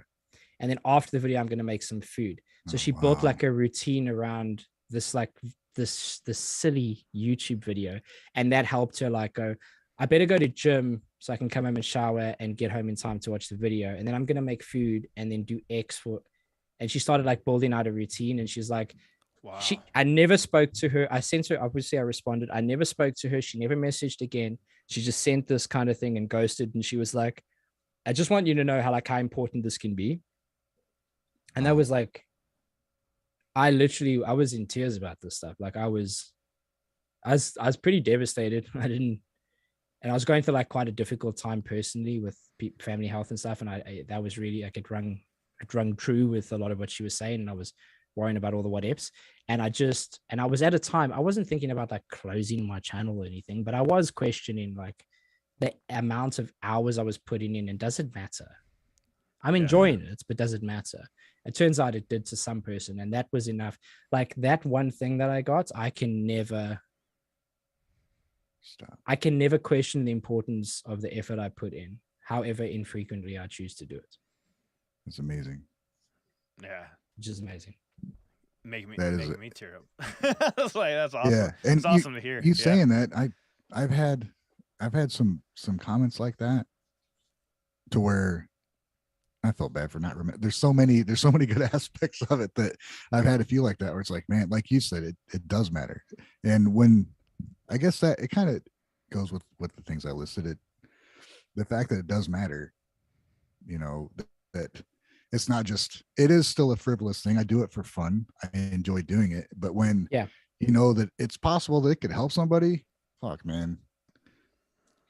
That's it's cyclical, because if you can do something and somebody says this helped me, then you're like, well, that kind of helps me. If you're having a bad time, it's intense. It's incredibly like, and I like that you said frivolous, because the thing that we do seems very easy to someone who's never done it, right? And that's just like the nature of people's perceptions. If you've never, it's why people are at home, and I'm a big fight fan. I like watching like UFC and stuff. It's why people are at home shouting like fucking left hook, uppercut, kick him. It's like it's so easy to comment on a thing that you've never done and you've never even trained or tried, because it just seems like, well, why wouldn't he do that? So when people watch reactions, it's like, well, you should have done this way, you should have done that way. You just sit in your room filming a video. Why didn't you do this? I would have done this. And it's like, you wouldn't have, because if you even sat behind a camera, you start sweating and you go, Christ, this is scary. Like, this is really terrifying, even to just start talking. And so when you say frivolous, like, I'm pretty sure that Floyd Mayweather or Christ, Khamzat, or one of the big UFC guys, I'm pretty sure it's frivolous for them to go to a meet and greet, but to the people standing in line, it means everything. And I think it's important for people doing reactions to remember that the guys watching, not everyone's sitting there kind of hanging on a lifeline for it. A lot of people, 90% of the people are just there for entertainment, but I think it's important to know that it means something. Yeah. Yeah, I agree. It's doing the filming, putting yourself in front of camera by yourself. I mean, I was fortunate to have Eric doing it with me. And I remember when he had left, that was nerve-wracking, because I had done videos before this, right? Just doing one-on-one with a camera. Like, that is fucking stressful. Like, you literally are making yourself talk to somebody that you're not really physically seeing, but you are talking to people. Like, and it was something really hard for me to get used to, where it's like very odd. Very, very odd. So, like, because I always had that crutch of Eric being there, of like, you know, talking back and forth. Makes it a little bit easier. You can forget that the camera is there. But I remember when I had to start doing them by myself, I'm like, this is weird. This is awkward. And, you know, shout out to Tank. He's the one who motivated. He's like, you can do it by yourself, man. You got this. I was like, all right. I'll do it. Like, I will say this. I mean, there's a lot of people. If you don't mind, I do need to go to pee quick, if that's okay. Yeah, is that go cool? For it. Yeah. If you mind if I just go to the bathroom quick, yeah, and then I'll come back. And I've got something important to say about it, because I've had a lot of questions about me not being on that server, and I think it's probably a fair thing to like at least address that. Yeah. Okay. Yeah. Give me a second. 1 minute. Perfect. Well, we'll take some questions from the chat while we're waiting. I hate to see it. Wash your hands. Hey guys, thanks for everyone being here. Don't forget to like the video. If you guys don't mind, hit the like, boost up in the algorithm. Would greatly appreciate it. Shout out to all of our members that join. We appreciate you guys. Thank you so much.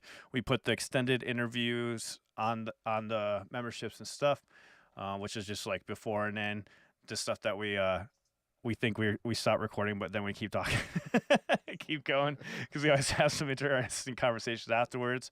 So. Yeah, and just to answer about Wave couldn't make it today, so he really wanted to make it, and we hope to have Chase on again with the other guys here with us. They just have some plans and stuff going on for this morning, and because we wanted to get Chase on, because he's gonna be busy for a while, so we'll definitely get him on again to join us, and then talk with other guys too. And by all means, let us know if there's any other like reactors you want us to have come on. We do have a couple other people in mind that will be coming in soon. I just need to confirm the dates and stuff. And so, yeah, again, don't forget to like the video. Motley Crew, thank you so much for the donation, man. I really appreciate it. And yeah. All right, you're back. So what are you going to say? The relief was immense. I have the bladder of a 75-year-old. You lasted way longer than the Wave would, so you're good. I'm still good, man. Yeah, I don't need to see anybody yet. No, a lot of people ask, like, I still get to this day people messaging me, like, because I think some of my older videos still have like a link to like the server that I wasn't with Tank, and I am no longer on that. That is his server. I think I was pretty clear about like the reasoning why I left. I had told people like it was a place not because of him or any individual, but I just didn't feel massively like valued or respected in that space. And I didn't have like one single interaction or some blowouts or some mean thing. I've got no ill harm towards anyone. And I decided it was a better thing for me to kind of just focus on doing the videos. But Tank is I don't watch a lot of videos, but he's doing an incredible job. I went and had a look at his channel recently, and he's just like killing it, man. The guy's like, and deservedly so. He deserves all the success. There's a lot of people that I was in contact with that I'm not in contact with, and I kind of during like a late night, I have like 3 or 4 people that I don't have a server, but one of them do, and I jump on. There's like basically 6 of us, and I said, oh man, let's go check out how everyone's doing, and we have a look, and they're doing incredibly well, and I couldn't be prouder. I've got no ill harm, no ill will. Sometimes people go different ways, and there's no drama, there's no like story, there's nothing like I have a lot of people like saying stuff like it's a like they're waiting for like some like issue. There's no issue. It's just sometimes you go separate ways, and I wish him the best. I wish everybody the best with it, and I'm just not there. And I think what happens is people see all the videos and then they join and they're like, where the fuck are you? And I'm like, easy, man. That's like, you watched the video from like 2 years ago, buddy. I need you to calm down right now. I'm sure it's fucking killing it there. They got a lot of people looking after that server. I'm sure it's a fucking great place. I'm sure it's awesome. Yeah. I never thought there was anything that was ill. I thought you were taking a break mainly anyways. Right. No. The me leaving that server had nothing to do with the break. I took a break because we had to my nephew was 12 when he passed, and it was a long cancer struggle, and there was a lot of pre, during, and post trauma that needed my energy was best served to my family, nowhere else. Gotcha. Often not even to me. But the server stuff had nothing to do with that. I just felt like creatively, like it's best for me to just go here and then just do the videos, because like I said just before we started, and I kind of wish we captured it, but I will say it now. I did feel at some point that like a lot of the energy I was giving to YouTube was to the things I didn't start the channel for. I started the channel to explore new music, have a creative outlet, and just give it a fucking go. Yeah. And just challenge myself on a platform I had no experience on, like just figure it out. And I started giving energy to like all the wrong stuff, as in like I was not like, it wasn't anything like stupid, but I was like, why am I concerned about X? And why am I concerned about this? And why am I concerned about like none of this? All of this stuff that I'm giving all the majority of energy to has fuck all to do with the videos I'm making. And that's why I started. So my decision was based off of that. Like my energy should be going here. And when I started doing that, and I actually figured out a schedule that was good for me, like I post once a week on a Thursday at 5 p.m. or 7 p.m. my time. And that works for me. That's not a guarantee. Maybe a Wednesday, maybe a Monday. It may not happen that week. There may be 2. I make the promise to me. But I do think consistency is important, because you can't go, here's the thing, and then people go, I like the thing. And you go, well, I want you to like the thing, but I'll give it to you when I want to give it to you. It's like, no, you can't do that, right? So there's got to be a compromise. Like consistency matters. Yeah. And I started finding when you put energy in the right area, for me, because I don't have an unlimited supply, I have a very small supply because I've been through a lot of trauma. I've realized that my energy is very like, it's like huge, but it's like has to be shot out a laser beam. It has to be focused in order for it to be effective. So that's what I did. And it seems to be working for me. I've never enjoyed my videos more. I only watch my videos on the premiere with everybody else. I don't watch them after. I hate watching myself. I hate it. I pick up on all my tics when I twitch my eye. Some girl went, it's so funny. I can't remember the video, but she wrote, oh my God, when so-and-so hit the notes, Chase twitched his eyes. Like, nah, I do that about 25 times a second. So that's an OCD thing, but thank you for saying that. And I just realized that was healthier for me is all. I think that's for a lot of people actually too. Like, you can spread yourself too thin. I've been guilty of doing that a lot, where just I've had to take a step back a few times. Yeah, it's like, what? Why am I stressing out about this? This isn't my job. It's fun, man. What? If you're worrying about things that aren't in your control, or you feel pressured to do things, then you need to take a step back. What's next, I guess, is the question, because reaction videos weren't a thing and are a thing. So, and and then within that there's like tech stuff, right? So there's Tank brought in like quite a unique elements. He brings in the facts and the roadie experience and the like kind of equipment based knowledge, and that was like, I don't know if he was the first one to do it, but it was pretty like cool the way he was doing it. Like I hadn't seen it before, and that's how we connected. And I guess like how do you guys see the reaction scene evolving? How do you like what's next? What's 2.0? I think you need to have some unique insight on it. So that's why, like, I noticed for me, reactions were getting stale. I did not like doing them. It became that after the first year. And I said, well, what the fuck am I doing? I play guitar. Like, start fucking bringing out the guitar. Like, why am I not bringing out the guitar? And that's why I started doing a reaction. I had to. And then so I noticed, like, you can't just sit there in front of camera and be like, yeah, this is good.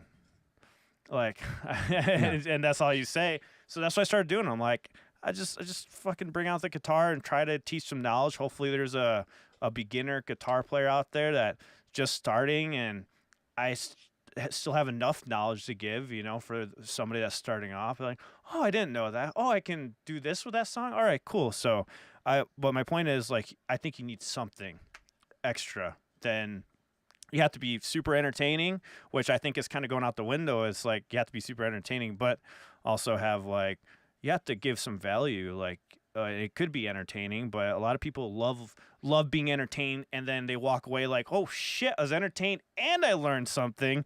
That's incredible, you know. So I think that's where it's heading. Like, specifically, I know people were already doing that in the first phase of it, but in the first phase of it, a lot of people were just sitting in the camera going like this, and they would do well, but those videos don't do well anymore. You know what I mean? Yeah. Because there was some out there that were just, that's all they would do. So the next phase of it is you gotta actually do something than just give simple reactions or whatever. Like, or you have to care about what you're doing. Like, you have to actually care about what you're reacting to too. So if you don't care about music, it kind of shows, you know. Or people can tell if you're not having fun. You have to have fun while you're doing it. People know right away if you don't really want to do something. I always said that you have to be brave enough. You have to be, and it is bravery, because like bravery supersedes arrogance, because it sometimes is misdirected. But you have to be brave enough to realize what makes you special. Ryan, what's your what do you think is like kind of an evolution for you? Well, you know, inevitably, the thing that initially makes you popular is going to kind of run out. Like, there's only so many Band-Maid songs, Nightwish songs. And I was kind of worried about that for a bit. I'm like, well, what am I going to do? People like watching this. What am I going to do? It's like, well, there's live videos. I was like, yeah, but then what are you going to do? So what kind of struck me was when I started the Patreon and people started making requests on there. Most of it was not Band-Maid. It was other bands, just other stuff, off the wall stuff. And I was like, well, they're not coming here just because of Band-Maid. They're coming here because they want to see me, which was I'm like, really? So I think, for me at least, I think what people, I may be wrong, but what they value about me doing this is I interact in a daily basis on Patreon and Discord. Like, I'm pretty heavily involved with it. And I love that. I love that aspect of it. And there's a lot of covers going on and collaborations and stuff. So as far as reactors, there's always going to be another startup kind of doing the same thing, and they're going to be figuring it out or whatever. I would love to do more guitar based stuff. And I mean, I want to do bits of everything, which kind of doesn't work. But if you look through my videos, there's some where I have a guitar and I go through a song, I break it down, I learn all the parts, and some I have gifts all over the place because that day I felt like being funny. And so I don't know. I think just interacting with the people that watch my videos is kind of what makes it special for me. So I don't know, if you're gonna stick around, then you get some people that like what you do and make it worth their time to stick with you, I guess. Yeah, definitely talking with the community is a huge thing. That definitely makes it fun. That's such an insane, huge bonus I just never even thought of. Yeah. Like, the amount of people that want to help you do what you're doing was just mind blowing. I'm like, all right, like this podcast? What's a Discord? And I start one that's like, hey, I'm a mod. I'm like, what's a mod? And then they just set up a whole fucking channel for me. Dude, they did that. The tank when I was in the server with Tank, like we were laughing. Tank and I were laughing so hard because we had no idea what the fuck Discord was. Yeah. And I mean, we had heard the name, but we didn't know. And these guys, like, I'm talking like Burka and Aethan and all these like Frosty and all these really like solid dudes like set up the server. I mean, from scratch. Yeah. And there were like a bunch of mods on there, American, all these people. I'm forgetting names, of course, now. It's been a while. It's been a long while, but these people just like selflessly gave time to look after a community that became too big for us to manage. And I find a lot of energy from that. It's pretty much what you guys are both saying, but or at least an output of it. I think that the energy that people give you, I feel guilty sometimes because I don't respond to a lot of stuff. I read pretty much all of it, but I don't respond to a lot of stuff because I can't tie into like a commitment. Like I have a lot of OCD and I'm ultra competitive. And if I try and respond to everything, then I have to respond to everything. And I get tied into a rhythm and a section of it. And it breaks my heart if I feel like I failed, if I didn't. I have this like whole mental block around it. So I try and like limit like the things that aren't the things around the thing. But they give so much value to what I'm doing and filming. It kind of makes me sad in a way. And I probably talking my way around a circle, but I probably should do better with it. You know what I do for that whole, what you were mentioning, like with the comms stuff. That's why with reactions, I just do live now and then I clip it because it helps with that whole comment thing. Like, cause I can immediately answer on live stream and stuff. Like, that's why now reactions, we don't record them anymore. We just go live and react with people and clip it and put up on the channel. Cause it's cool because the people are there that I really want to like interact with you. It's just so much easier to go on Twitch. We talk back and forth in between the reactions. We'll react to a song, we'll talk about it. And then for like Eric and I, it's so much more fun because sometimes it gets old talking back to each other. You know, they're like, oh, let's talk with other people. And we get instant information about the song. So that's what we actually, now that I'm thinking about that other question you said, I'm like, that's actually what we veer towards. We went to doing live streams and just reacting live. And then it's like, and then we just clip it, and then I'll add in my guitar little breakdowns and put it up. You know, I'm waiting for the day that I do live reaction. I will. I'm sure I will do. I just because I battle with like the commitment to a schedule because life is tough and you're working, you're doing all these things. Like I always think like, oh, I don't want to let people down, but I'm sure I will. I'm like the biggest stickler for first time reactions.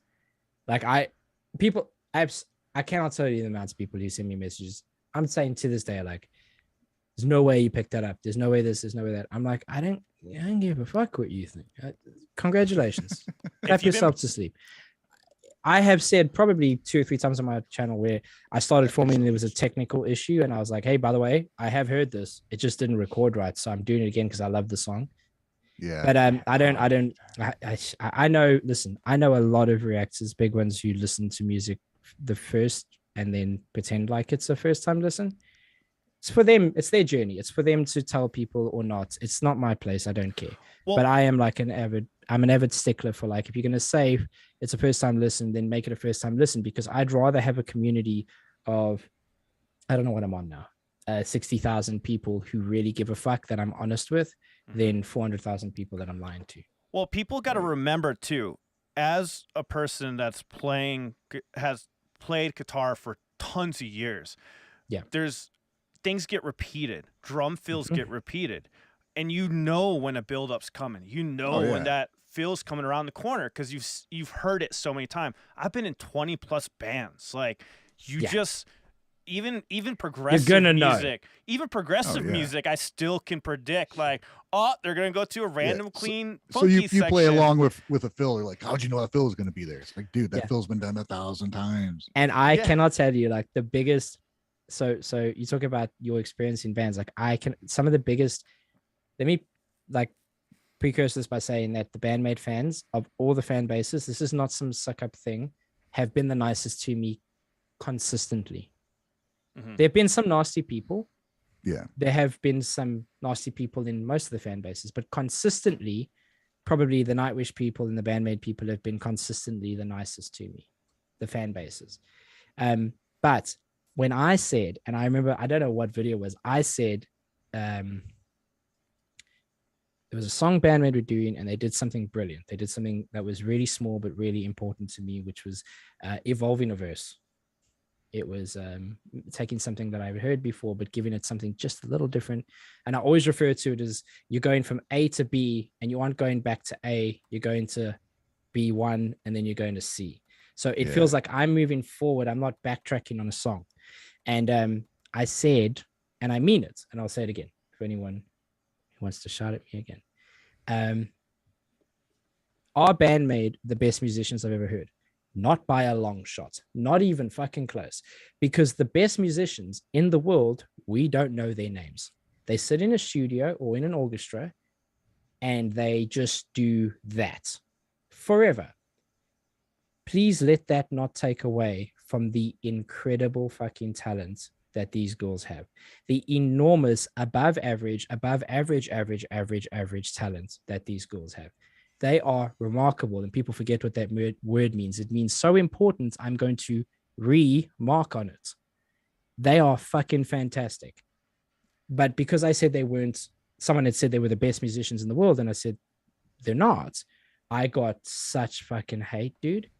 Yeah, like that was one of the nasty periods where I was like thrown in a gutter, and I was like online, metaphorically, like, how dare you? It didn't last long because it was just a small group of people, but honesty is a value that I hold very close, and apparently is something that you can be ostracized for. But I don't want to sit on a negative. I do want to ask you guys a question, because you guys put me on the spot and you said, I just want to say something to what you just said, though, real quick. Yeah, go for it. This is absolutely right. I've been caught in that too, because my first Band-Maid reaction was not that good, and I got to give a shout out to the Band-Maid community. They stuck in there with me. And I would have to say even the baby metal community actually stuck in there with me. I guess we just attracted the right fans, and I didn't catch any of the bad comments, because that's when I was taking things a little personal, but I wasn't reading. You do, don't you? Too much, But I was honest. I was like, I'm not feeling this. It was like, I can't remember which was my first Band-Maid reaction, but I wasn't like, but then I ended up loving the band afterwards, So because I was like, well, let me listen to another one. Let me be more open-minded, or like think of it a different way than rather get caught up on particular aspects of it, So, but I was fortunate where I didn't get a lot of nasty comments, and then I ended up liking them afterwards. So I ended up liking Unseen World. That was my favorite album by them, and still is. None of the horrible shits that I got was from any of the Band-Maid people. Let me be very clear, because I know that sometimes people can make assumptions about something. So the horrible shit I mentioned earlier, I don't think I was even reacting to Band-Maid at that point, or I was maybe early into it. But I did want to ask you guys, if you don't mind me asking, because you put me on the spot with a favorite Band-Maid song, and I was like, fuck. Not best. Let me be very clear on this. Don't hear what I'm not saying. Not best. I love that. I have to, man. I had to say it all the time. What are your favorites? Let's say top 3 reaction channels right now. Doesn't matter what the reason is. They could not be your favorite top 3 next week, but what right now, if you had to guess, what are your favorite top 3 reaction channels? And precursor, you're not allowed to mention anyone in this chat. Well, I'm glad one of them's not in the chat. Go, Ryan.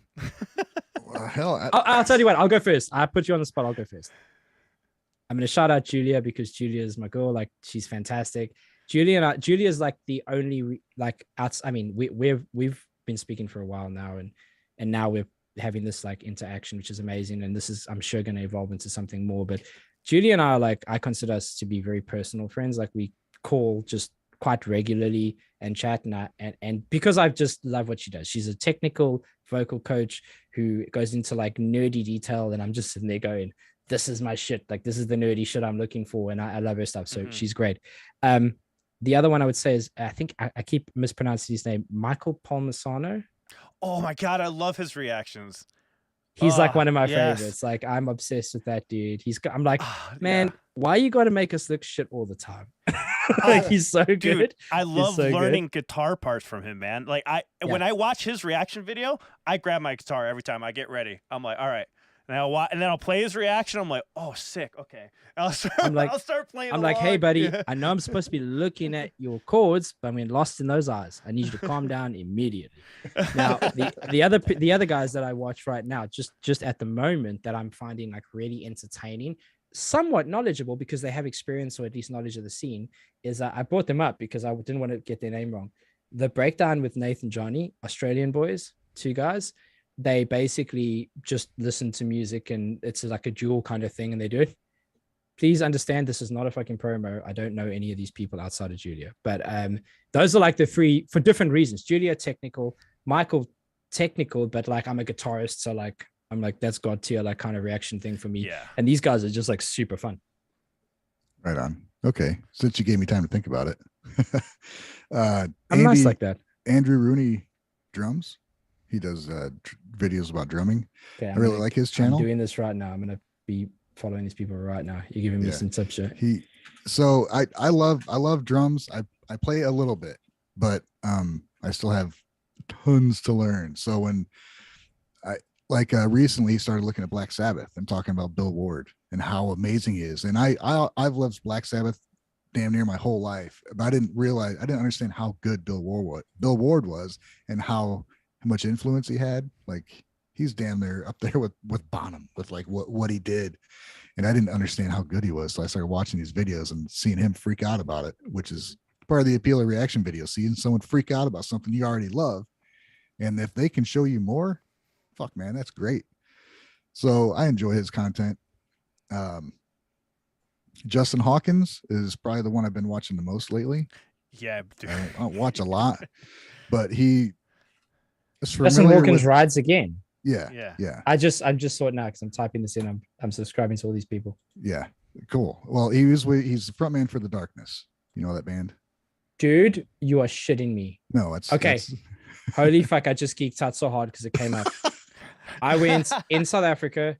Oh my god, I'm shaking. I went in South Africa. There was a tour. Lady Gaga was coming through to SA, and Lady Gaga was going to perform, and her opening act was The Darkness. And I was like, oh yeah, the fuck if I'm going to miss The Darkness, right? And I went and watched them, and let me tell you, I mean, Lady Gaga, to be honest with you, was fantastic. Don't care for the music, not bothered. Fantastic, fucking fantastic. Yeah. But The Darkness played like 45 minutes, no backdrop, no fireworks, no drama, just destroyed so hard. I was like, my heart has a boner. Awesome. Well, a bonus. Justin Hawkins is very well spoken, very knowledgeable about music and touring and all that stuff, obviously. But then I really like just how he approaches it, how he does it. He's very chill, very casual, and he's funny as hell. Awesome. So I've been enjoying that a lot. And then I don't know if it really counts, but Music Is Win is always great too. Music is what? Music Is Win. With Tyler, can't remember his last name. But Music Is Win is the channel. That's a good channel too. Yeah. Doesn't have a lot of reactions. He has a lot of original content, but when he does reactions, the dude is super knowledgeable about music and fantastic guitar player. So got it. And like Donut Media doesn't really count, but I love cars and the shit they do with like stupid car products and stuff is hilarious. Yeah. That's stuff for me. Yeah, you got me onto Justin Rides Again. I've been binge watching his stuff. I watched and it's not just reactions, like he has like other videos too that are really good. That are like good. Like he just did a piece about Metallica too, and that was really cool. Like just kind of like I joined his Patreon. I'm like, this dude's fucking cool. Yeah. Very, very good stuff, man. For me, yeah, it definitely fluctuates with reactors. Because I remember Chase, when I was watching yours, I remember the first reaction I saw yours, I didn't believe you. I was like, there's no way that this guy reacts like this. I was like, there's fucking no way. He's faking it. Like, because I've never seen anyone react like you. It's so funny that you say this. Like, it's so funny that we're actually talking about this. Yeah, because you'd be like, when he did this, I'm like, no, bullshit. Motherfucker's lying. Yeah, exactly. I was like, what the fuck? But by the end of I can't remember what song it was, but at the end of the reaction, I'm like, no, that's just how he is. No, that's yeah, let me watch another one. And I watched Dude, and then I watched Alien and I'm like, man, this motherfucker is actually like this. Like, I was Dude, like, I had a guy go, because you talk about like, and then he does this and then he does that. yeah. I had a guy, this is a bit of a personal thing, but I just quickly, sorry to interrupt you, just a quick Yeah. thing on this. I oh, this is so ridiculous. I've had like a lot of like, I had the OCD thing and all this shit growing up, Yeah, whatever. But I had someone go, I had been seeing a bunch of doctors because there's like, they're basically trying to evaluate like a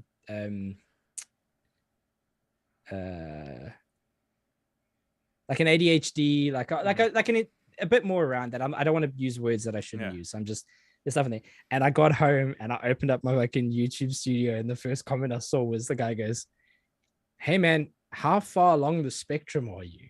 And dude, no, I couldn't. I know that sounds like a mean thing to say, and it probably was. I was crying laughing. I was doubled over crying laughing because I just got back from the doctors. Yeah. It was the funniest thing that could have happened. Now, in retrospect, don't do that. Don't say stuff like that. Don't be shitty. Right. But like, But I couldn't stop laughing. So when you said, "Oh, and you did this," I was like, "That's exactly the fucking shit I would do." And because I watched it, right? So this is why I kept watching. I'm not joking. What I thought of immediately in my head was Wallace and Gromit. You know, when he does that thing and he shakes like this. Jeez. Like, I was like, bro, this is like the live. This is like the live Wallace and Gromit. I was like, God damn. You'll go where there's cheese. Yeah. So like when I watch, I'm like, I gotta watch another one. I'm not thinking you have like what you're saying now. Oh my god. I never picked up on that. I was just like, it was Oh, that's so entertaining. funny. And then the stuff you said about the music added to it. I'm like, no, this guy knows. I'm going red. Oh my god, I'm going red. So yeah, and then because I loved watching yours and Tank's reactions, so I just kept watching. It was entertaining, but yeah, that's my first initial reaction to you. I get that a lot. And I I get was that like, a lot. but it didn't turn me away or anything. I was like, no, everyone has their own thing. It was just like, just kept watching. It was entertaining as hell. But so you guys were like my favorites in the beginning. Now, as of right now, and it changes a lot. I've definitely slowed down watching reactions, but I'll just go with like when I first started off, like Jamal, aka Jamal, like that was like number one. He's the reason why I got into it. Sam Johnson, he's a vocal Jamal, coach. I know him. I know his channel. I just had to think I'm subscribed. Let me do this. I'm doing this right now. And if they're bad, I'm gonna blame you guys. Well, Sam Johnson motivated me to. I was trying. Was told my whole life you can't sing. So I started learning how to sing about a few years back, and goddamn, it's been fucking hard. And so I'd watch. I know Sam Johnson. Huh? Sorry, I just realized I know Sam Johnson. That's amazing. Yeah. Okay. Yeah, he So I started taking lessons with Sam. Still do. We pick back up in September actually, and he has helped me out tremendously. So I mean, I might be a little biased there with that one, but what's so great about him is like, man, I couldn't figure it out. I had a bad vocal coach in the beginning, but it was still something, right? And this is the reason why I like this channel so much. So when I did a lesson with him, he would be like, do this, and this with your mouth. And then I would do what he said, and all of a sudden the sound I wanted, it would come out. I'm like, how the fuck are you doing this over video camera? So like I became obsessed with his channel after that, because once you like do the lesson with the guy and then you watch it, like you take what he's saying serious. So anybody watching his channel, when he tells you about positioning of the mouth, he's not fucking with you. Like it worked with me at least. I don't know. Maybe it's not for everyone, but when he would do it, so like it was so crazy just to watch it. And it was just amazing. It just resonated with me really well. So it was one of my favorite channels. And then Michael Polarzano, I completely forgot. I had to say him too, because I'd bust out my guitar and I would learn so much. It's kind of like with Rick Beato with what makes this song great. I still to this day will watch all those videos again, because it helped me with my mixing and playing and music theory and all that stuff. So I know he's not really a reaction channel, but those were like my big influences, like with watching and gaining knowledge, So I always like the knowledge-based ones. So Sam Johnson, Michael, And then my fun entertainment would be Jamal. So that would, I guess that would be, because it was nostalgic. His channel was all about nostalgic for me. So like reliving when I first heard Korn or, you know, or Rage Against the Machine or Red Hot. I literally just thought you said when I first heard porn. That's what I thought. I'm like, what are we talking about? Are we still talking about music? I mean, well, on the bass, you can't really double fat. But yeah, so yeah, he got me into porn. No, I was kidding. Jesus. No. This is great. This is the most fun I've had all day. But yeah, so I would say those three, you know. But like you said, it changes over time, you know. Because I remember, like I said, I binge watched your reactions back then. Loved Alien and Tank's stuff about gear and all that stuff. Yeah, it was like very entertaining. I've been enjoying Tank's latest videos. He's talking about the tours and his favorite bands he's been a roadie for and stuff. Pretty insightful with, because he's done stuff from all genres. He talks. Yeah. He watched this Stevie T had a thing about how to be a fun. country musician, and he watched it, reacted to his video, expecting to like trash him on what he's saying. But he's like, actually, he's like way right on almost all this stuff. Yeah, he does. So, Tank does some good stuff, man. He does. Yeah. He's got like a unique perspective from like I guess an experience that most of us haven't had, and just about all of us haven't had really. You know, being the stuff about, you know, just selling merch, like the shit that goes into that. Nobody, unless you've done it, you don't have any idea what that's like, you know. So it was interesting to hear that perspective of having a relationship with a band as opposed to playing with the band. It was just a very cool thing. I just pointed at the screen because someone just said this is like a thing that I've been getting a lot. Someone goes like, I didn't know Chase was back doing reactions, or I didn't know you know, I welcome back. I get a lot of welcome back. Yeah, I've been back doing reactions for a long while now. And I think people don't understand how the platform works. It's because I have to be clear about this. Like, I've been doing professional marketing for the likes of Coca-Cola, the Olympics, the Barclays Premier League for 10 years. This is not new to me.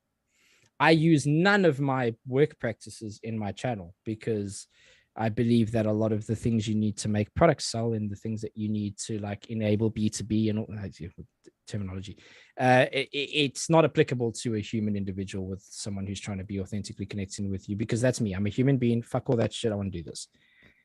The way that YouTube works, I am not monetized. I'm not in the partner program. I qualify for it. I am not in it. But there's one step worse. And I know this because my brother is a very, very, very big deal in marketing globally in San Fran. He knows a lot of guys at YouTube, and one of them found out just coincidentally. I did some stuff on YouTube and they spoke to him about it. It's a massive sin in their eyes if you leave the partner program.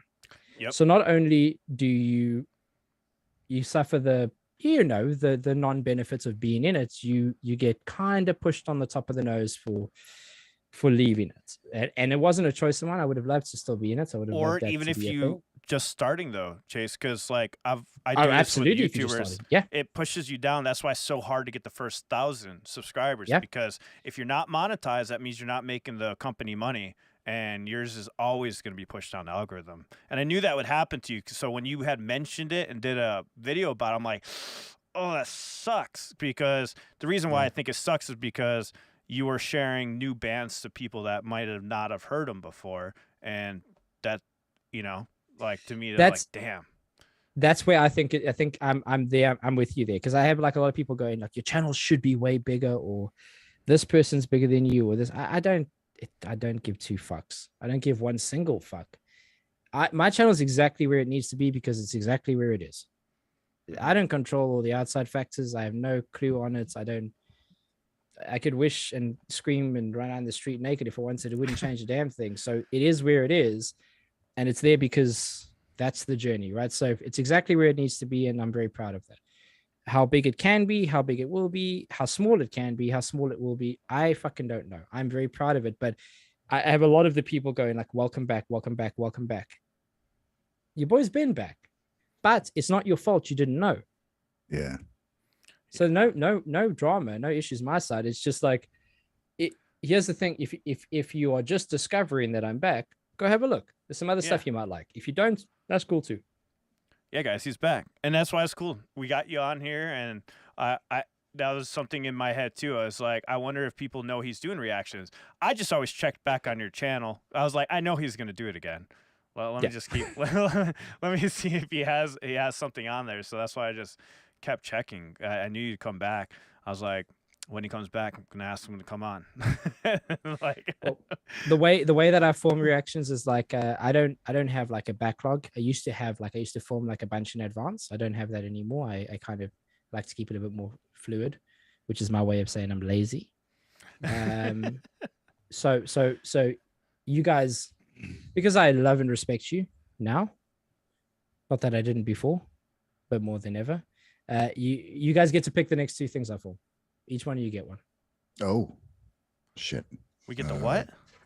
You get to pick the next two videos I form. You each get one, and there's no escaping it.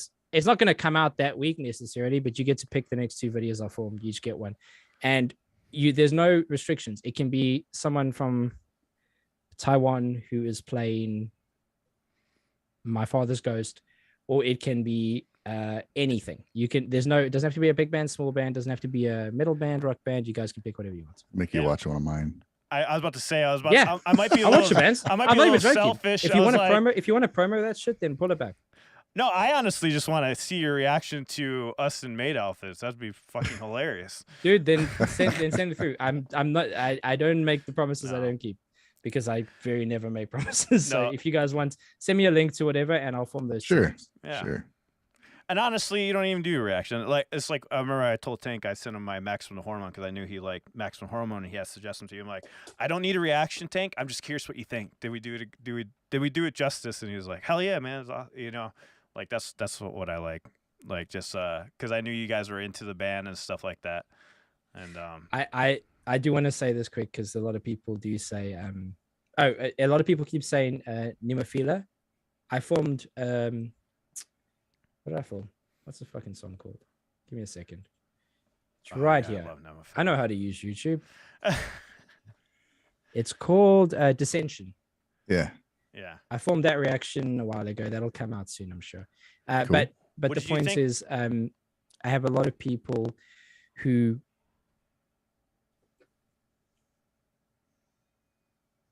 are like, everyone's got opinions, right? So everyone's got opinions of like what you should do, in what order you should do it, how you should do it. Like, you should do it. Don't do that. Do this first. Do that. Yeah. I get a lot of flack for that kind of stuff, because I don't care what the story is. Even Ice Nine Kills, like, I'm a big fan, right? So, but I don't give a fuck. I love that they did stuff in an order, and I have respect for that. I'm gonna form the things I want. If you did a song based on Halloween 4 songs down the line, I'm gonna look at that. So please don't be mad at me when I do that kind of thing. Not you guys, but people. What did you think of Nemophila's Dissension, if you don't mind? It's insane. It's fucking insane.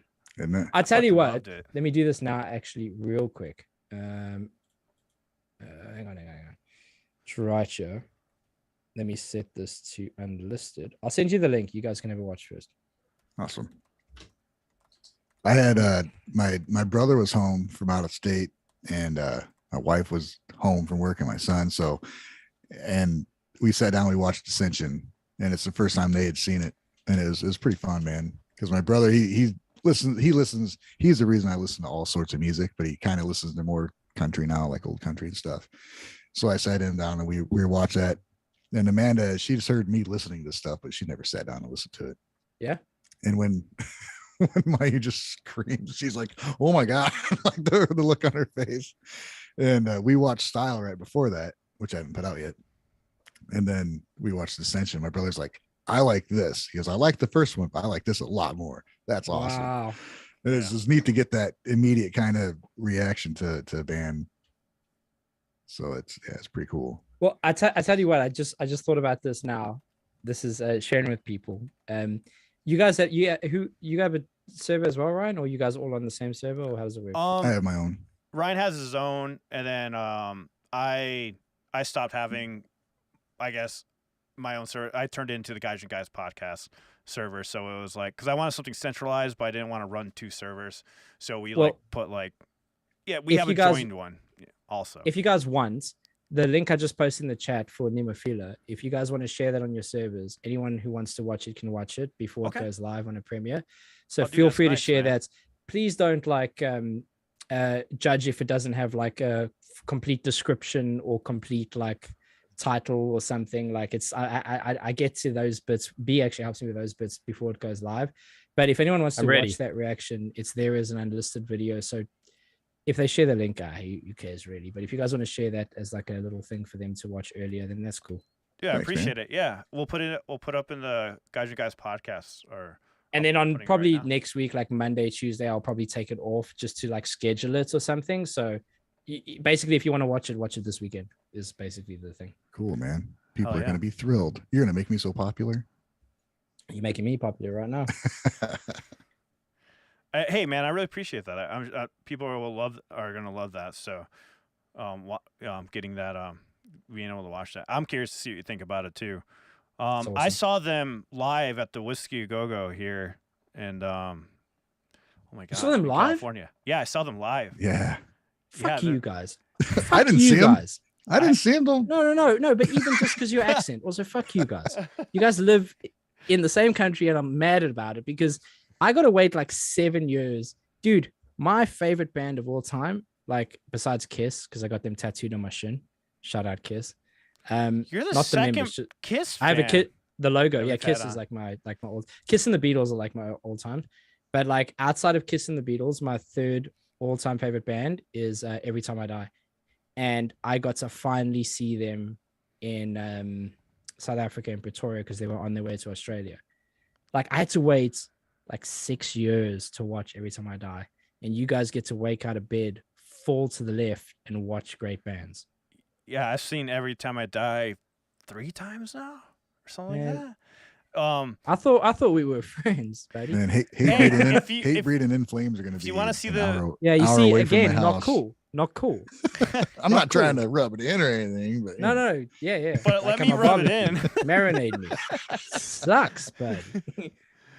I was gonna say, yeah, I saw them live. That they were amazing. Nemophila was. I put a review about it. The whole concert was awesome. It was awesome. It was really good. Good stuff, man. Don't worry, you'll see. I them soon. knew nothing about them, so I went in kind of blind, but cool. I had a lot of friends who had suggested. They're, I mean, back from the Tank server days, a lot of guys saying do that. yeah. I mean, I think you have fun with it with their music because they're the bass player has written a few songs and they're so different. It's fun. It's a fun journey. I need. I'm going to watch. I have tickets to watch. What's the next band I have to watch?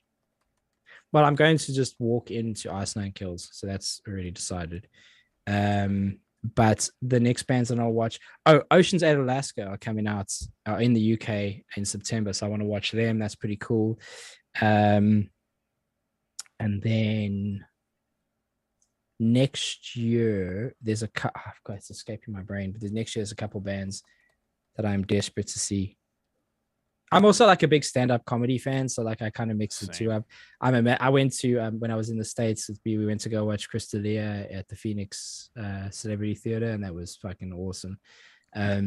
So like those are my two things. Like I love three things. I love going to live music shows, I love going to live comedy shows, and I love going to not plays but musicals. I love going to live musicals. Those are my favorite things. That's awesome. I love Musicals? Going stand up. I grew up with musicals. Before I knew metal, I knew musicals. Oh, nice. Yeah. Musicals are something I think I don't like watching movies so much, musical movies or listening to the music, but when I go, if I'm coaxed into going to see a play, I really enjoy experiencing that live, dude. No bullshit performance that they have to do. And that's got to be stressful as hell doing a performance like that. Oh, dude, it must be because I mean, there's so many. It's like it's not just the music and the instrument. B just reminded me, we're going to see Starset. We just bought tickets for Starset, which is going to be amazing. Starset, another band I highly encourage you guys to take a look at. That's and a if band you I do haven't want checked to, out yet either. a bit of a nudge. If you want to nudge, if you not reactions like fuck reaction stuff, if you just want to listen to him, I can give you a song I think would be a good one. Sure. But they're amazing. Best musical of all time, Little Shop of Horrors. Has to be favorite. What is it called? Shop of Horrors? Little Shop. Little Shop of Horrors. It's about an alien plant that yeah, man. you gotta there's watch it, there's a version.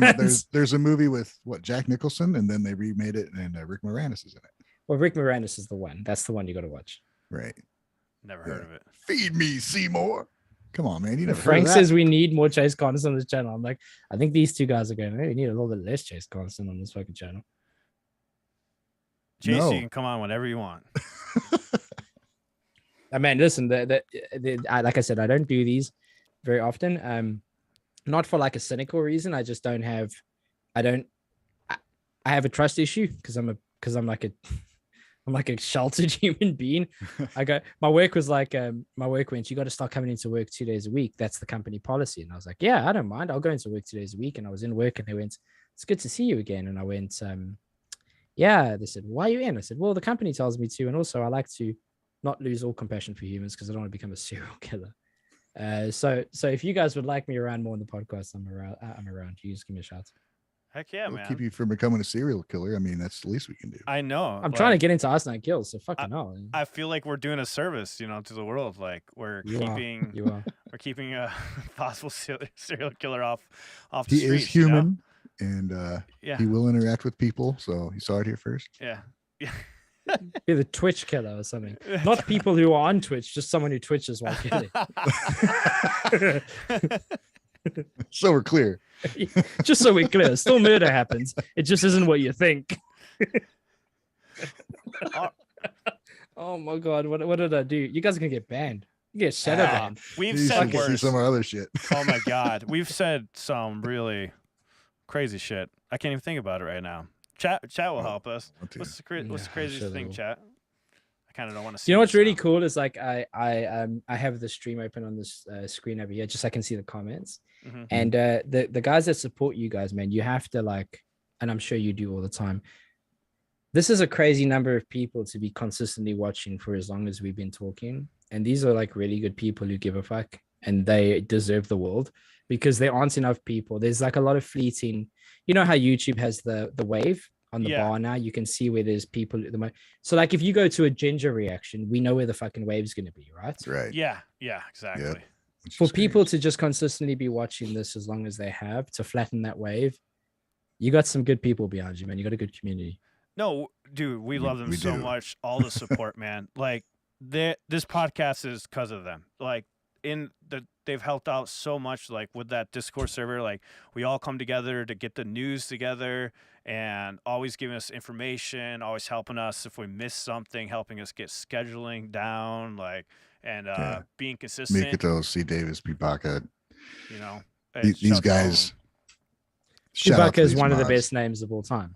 Yeah, it is. I told him that when he first came on the Dichotic channel. I was like, this name is amazing.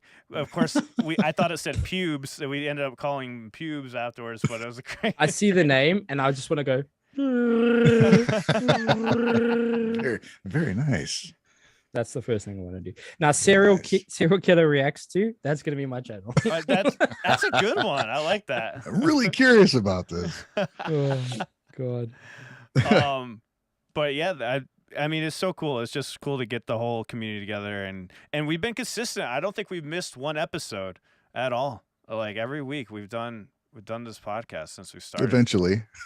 I mean, listen. I will jinx it, say knock this. on So, wood. like, I will say this, everyone watching, and I just did it now when you guys recommended the people to go and subscribe to, or that you guys think. Sorry, you didn't. You said the people that you guys think are your favorites at the moment.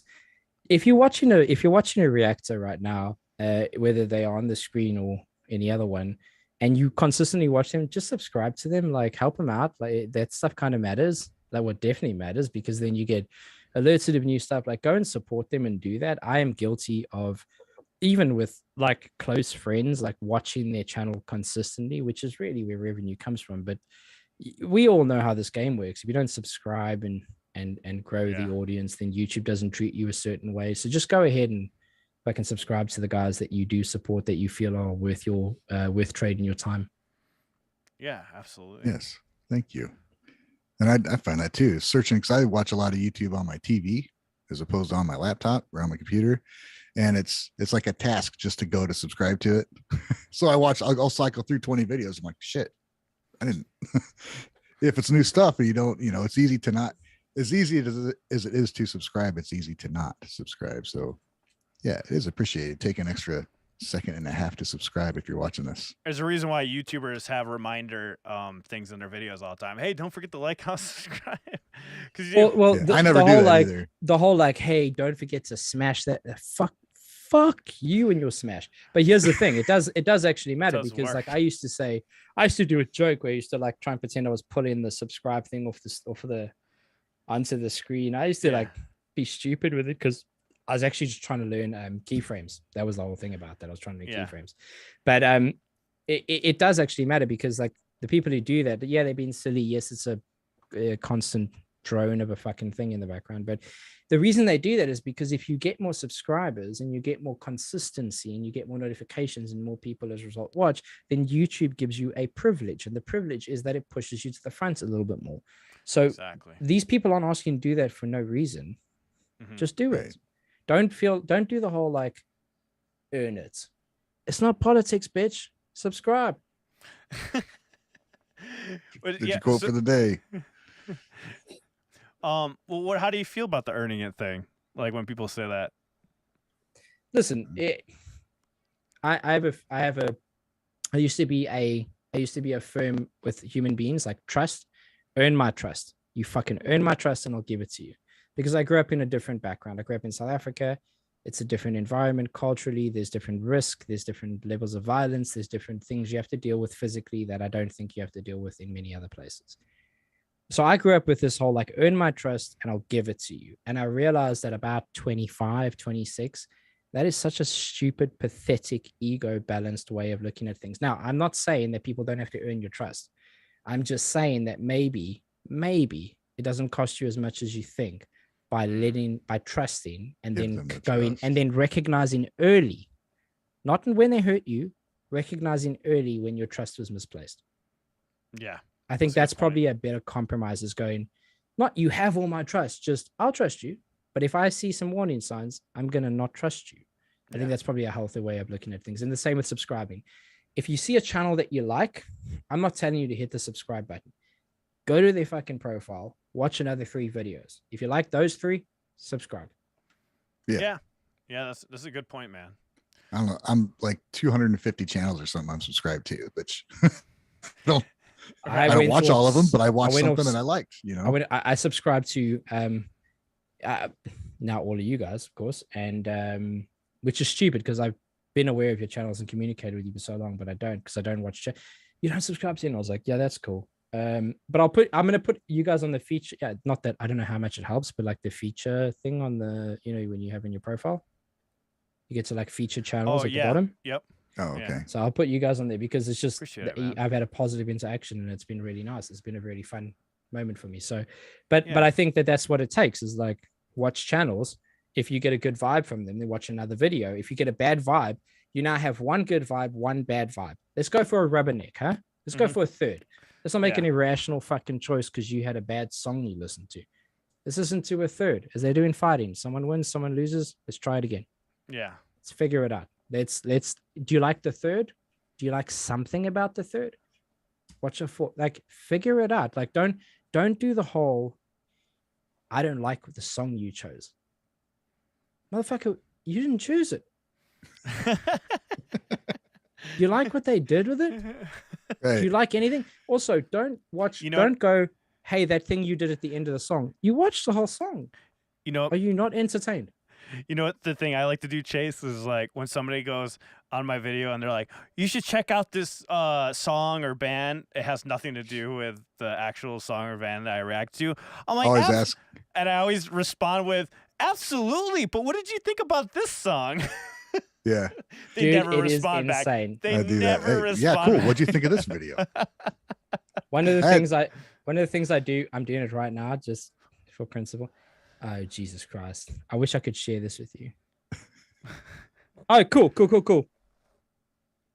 I shouldn't because it'll have their names in. I just went to my comments. For anyone who doesn't know about YouTube, there's a section on YouTube Studio is a thing that creators have in the back end. On the side, there's a thing called comments. When you click comments, it shows you your comments. And there's a thing that you can click called held for review. Yeah, Yes. I looked at that for a while. Yeah. I clicked on that now, and this is for me, just on different stuff. Dude needs a reality check. What a fucking moron. What an entitled fucking prick. It's a long thing. I don't want to read it all. I'm kind of curious now. I was a fucking adult and realized that you can't do what you want. These are I'll your wait help. till you hit the floor. Oh, wait, wow. I have no God idea what damn. any of this means. This is fantastic. Wow. And that's just like a reality check of like, you go there. Usually when I go there, it's just porn. It's like porn bots. Yeah, you don't have this one where it says Tick, tick, trending tick, tick, adult tick, tick. porn videos only. Dude, one of the best moments I had on YouTube was some guy went, "You fucking piece of shit, I hope you die." And I went, "That's a mean thing to say." And then, but that was like in just the random comments. And then I clicked on hold for review and it said, "Really love your content. Fucking thumbs up, dude." And I went, "So you've censored the guy." Oh my gosh. Saying, but I don't blame YouTube for that, by the way. You can't build a system that's perfect. It just is never going to happen. Yeah, you know what? I'm looking at this right now too. Yeah, there's some good comments. Like somebody responded. I would have never saw his response. I never look at this. Of I got several in here that. Yeah. Porn. Yeah, it's normally porn, and there's a couple guys. Normally it's like porn, or it's something in like Russian or Japanese because YouTube doesn't know what it is. It might be nice, but it just doesn't know what it is, or it's like fuck you. It's just like it's this weird balance of probabilities. I'm not sure how it figures it out. Like, I don't know why this would get blocked. Bish always delivers. Okay. Yeah, they'll put on the thing that goes, some guy. No, I shouldn't say that. I got a bad one. Go. I love that I've opened you to this world. Yeah. I'm like, this is great. I must have responded to him. Too many of you so-called reactors have neglected video for this song for years, and to a lesser extent, Alone, Bubble, and End of Story. This is to me, who have like geeked out over pretty much everything that he mentions. I'm not sure what my response was, but he was like, "A little touchy big guy," in all caps. "A little touchy big guy, aren't we? Sorry, I'm not one of the cool kids and circle jerkers in the cool kids club who constantly kiss your ass on here. My point, Schmendrick and Mr. Elitist Musician Know-It-All was many reactors blow this particular video and song off." Maybe that's the other circle jerker know-it-alls in that cool kids club you co-star in with every so often. It says cool kids a lot. Man, That's I cool. guess I feel honored that he considers us cool kids. I mean, the guys from I was like, Psycho Dick and the Chump of Medium. I'm like, probably. Oh my God. What you have thought and gone through thinking your whole life? Because if you play guitar on YouTube, doesn't mean your opinion is the only one that counts. Have a great day, scrotum breath. This motherfucker, after all that Scrotum shit, breath. didn't even have the audacity to say have a damn good day. Fuck that guy. Now, here's the other thing. Scrotum breath. What the fuck? Dude, that's insane. Did you say chump of media? By the way, never ever requested once for you to react to one particular song. There's that self-absorbed ego of yours, as the saying goes, thinking you're all that and a bag of chips. All right. I love the Crazy, assumptions. I've Crazy, always learned not to assume. We get to laugh about this, which is the best thing, because it is laughable. I think it is it's a bit silly, but you know what I chump think. of medium. Fuck that guy. You know what I think. Fuck that guy's whole family. I think it's better to read this off with other people. It definitely makes more fun. But you know, if you're just sitting there by yourself, like, fuck, like it's so much better just to read these off and just laugh about it for sure. My biggest win ever was it's not a win, right? It can't be a win if you don't take part. But some guy wins. Some guy wrote, I'm paraphrasing here, but he wins.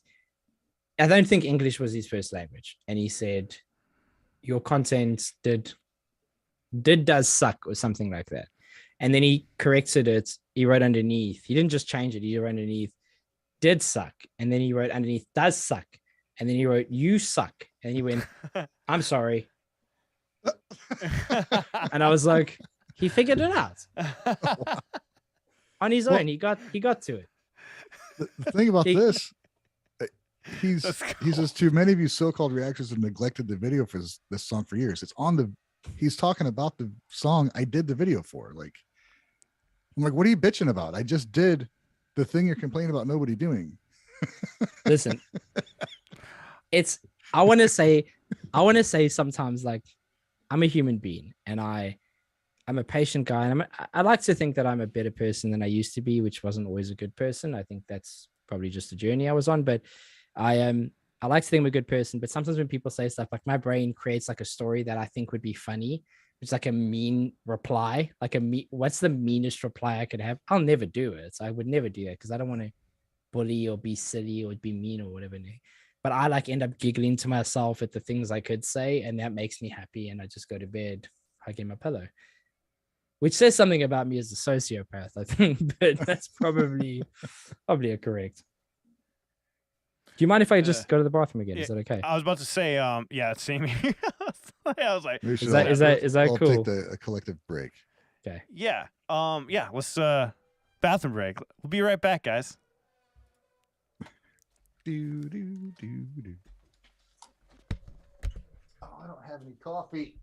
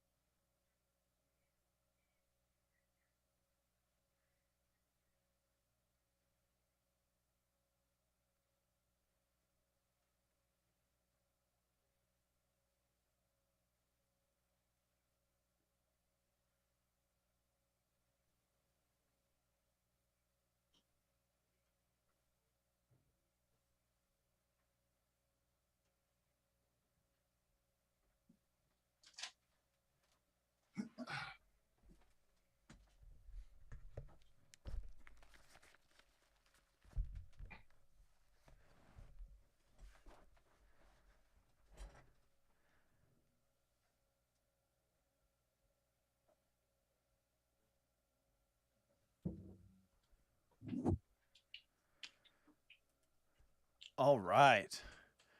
Ellen, hold the damn card still, for fuck's sake. What does that mean?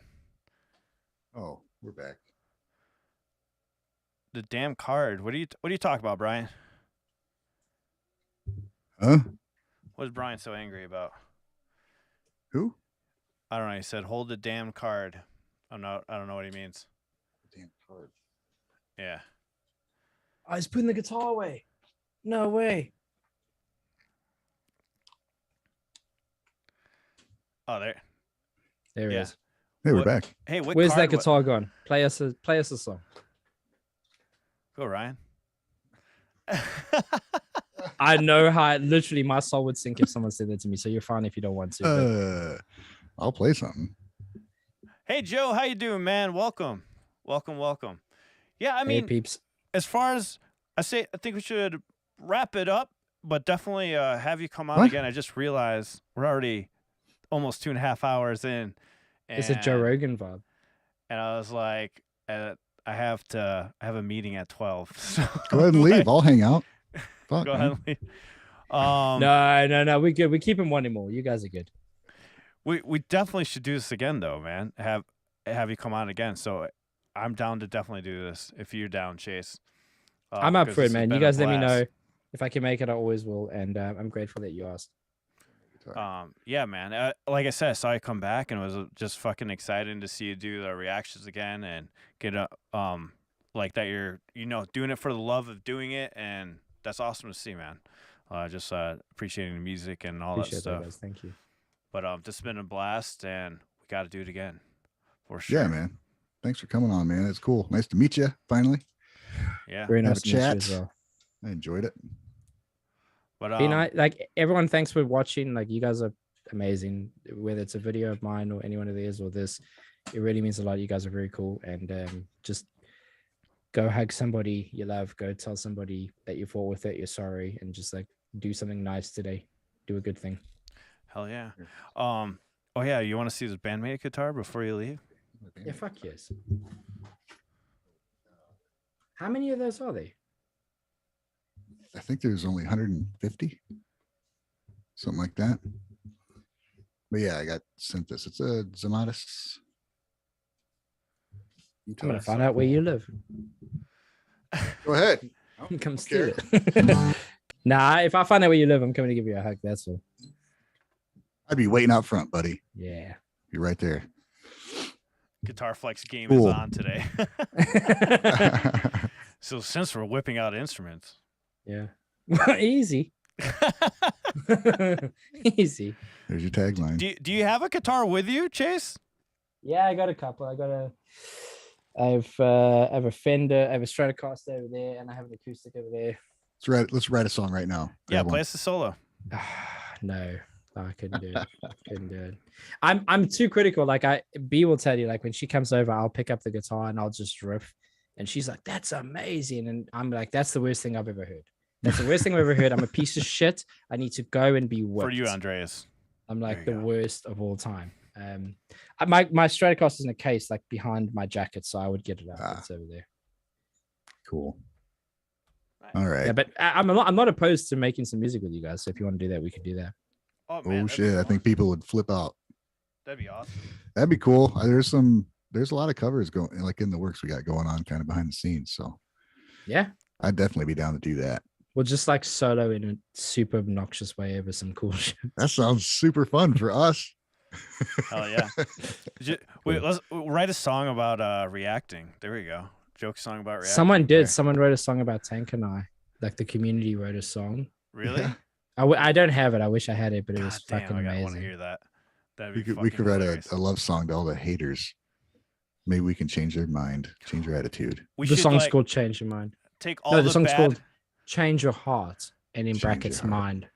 Oh There man, I'm you gonna go. write that down right now. We're gonna freaking make it happen. Let's take all the negative comments, and those are the lyrics. Well, yeah, we'll just That'll just get people to write more negative comments. We just have embrace to have it. a We'll be the scrotum breath in We'll there. be the reactors with the most negative comments because they just want to try to get into the song. The song's called You Aren't Haters, You're Lyricists. I'm not giving you credit for these lyrics, you asshole. Yeah, fuck you guys. Man. Hey, I wrote that in his comments. Yeah. Oh man. It's funny that we're mentioning that because guys were like, we're talking about like making a song and actually wrote a riff for Wave to like lay down some drums. Wrote that last night, so maybe that will be coming quicker than we think. I was in the writing Maybe. mood yesterday. But all right, guys, we're gonna get going. You guys have a great one. Stay awesome. We'll let you know when Chase comes on with us again. If you guys want to check out that Nemophila reaction, I did put it up in the Nemophila tab in the Gaijin Guys podcast Discord server. And thanks again, Chase, for sharing that with everyone and letting everyone Yeah, catch no that worries, ahead man. of Thanks for time, having man. me. Yeah, I put it in the Ryan channel reaction discussion. So Yeah. check it Awesome. out there, Thanks, guys. everybody. Support these people. Support these men doing good things. Thank you, sir. If you haven't checked out Chase's stuff, do it. Yep. And I guess we just sign off with his motto that he loves so much. Have a damn good day. See Thanks, ya. everybody, so much. Thanks, Chase. Cheers. All right.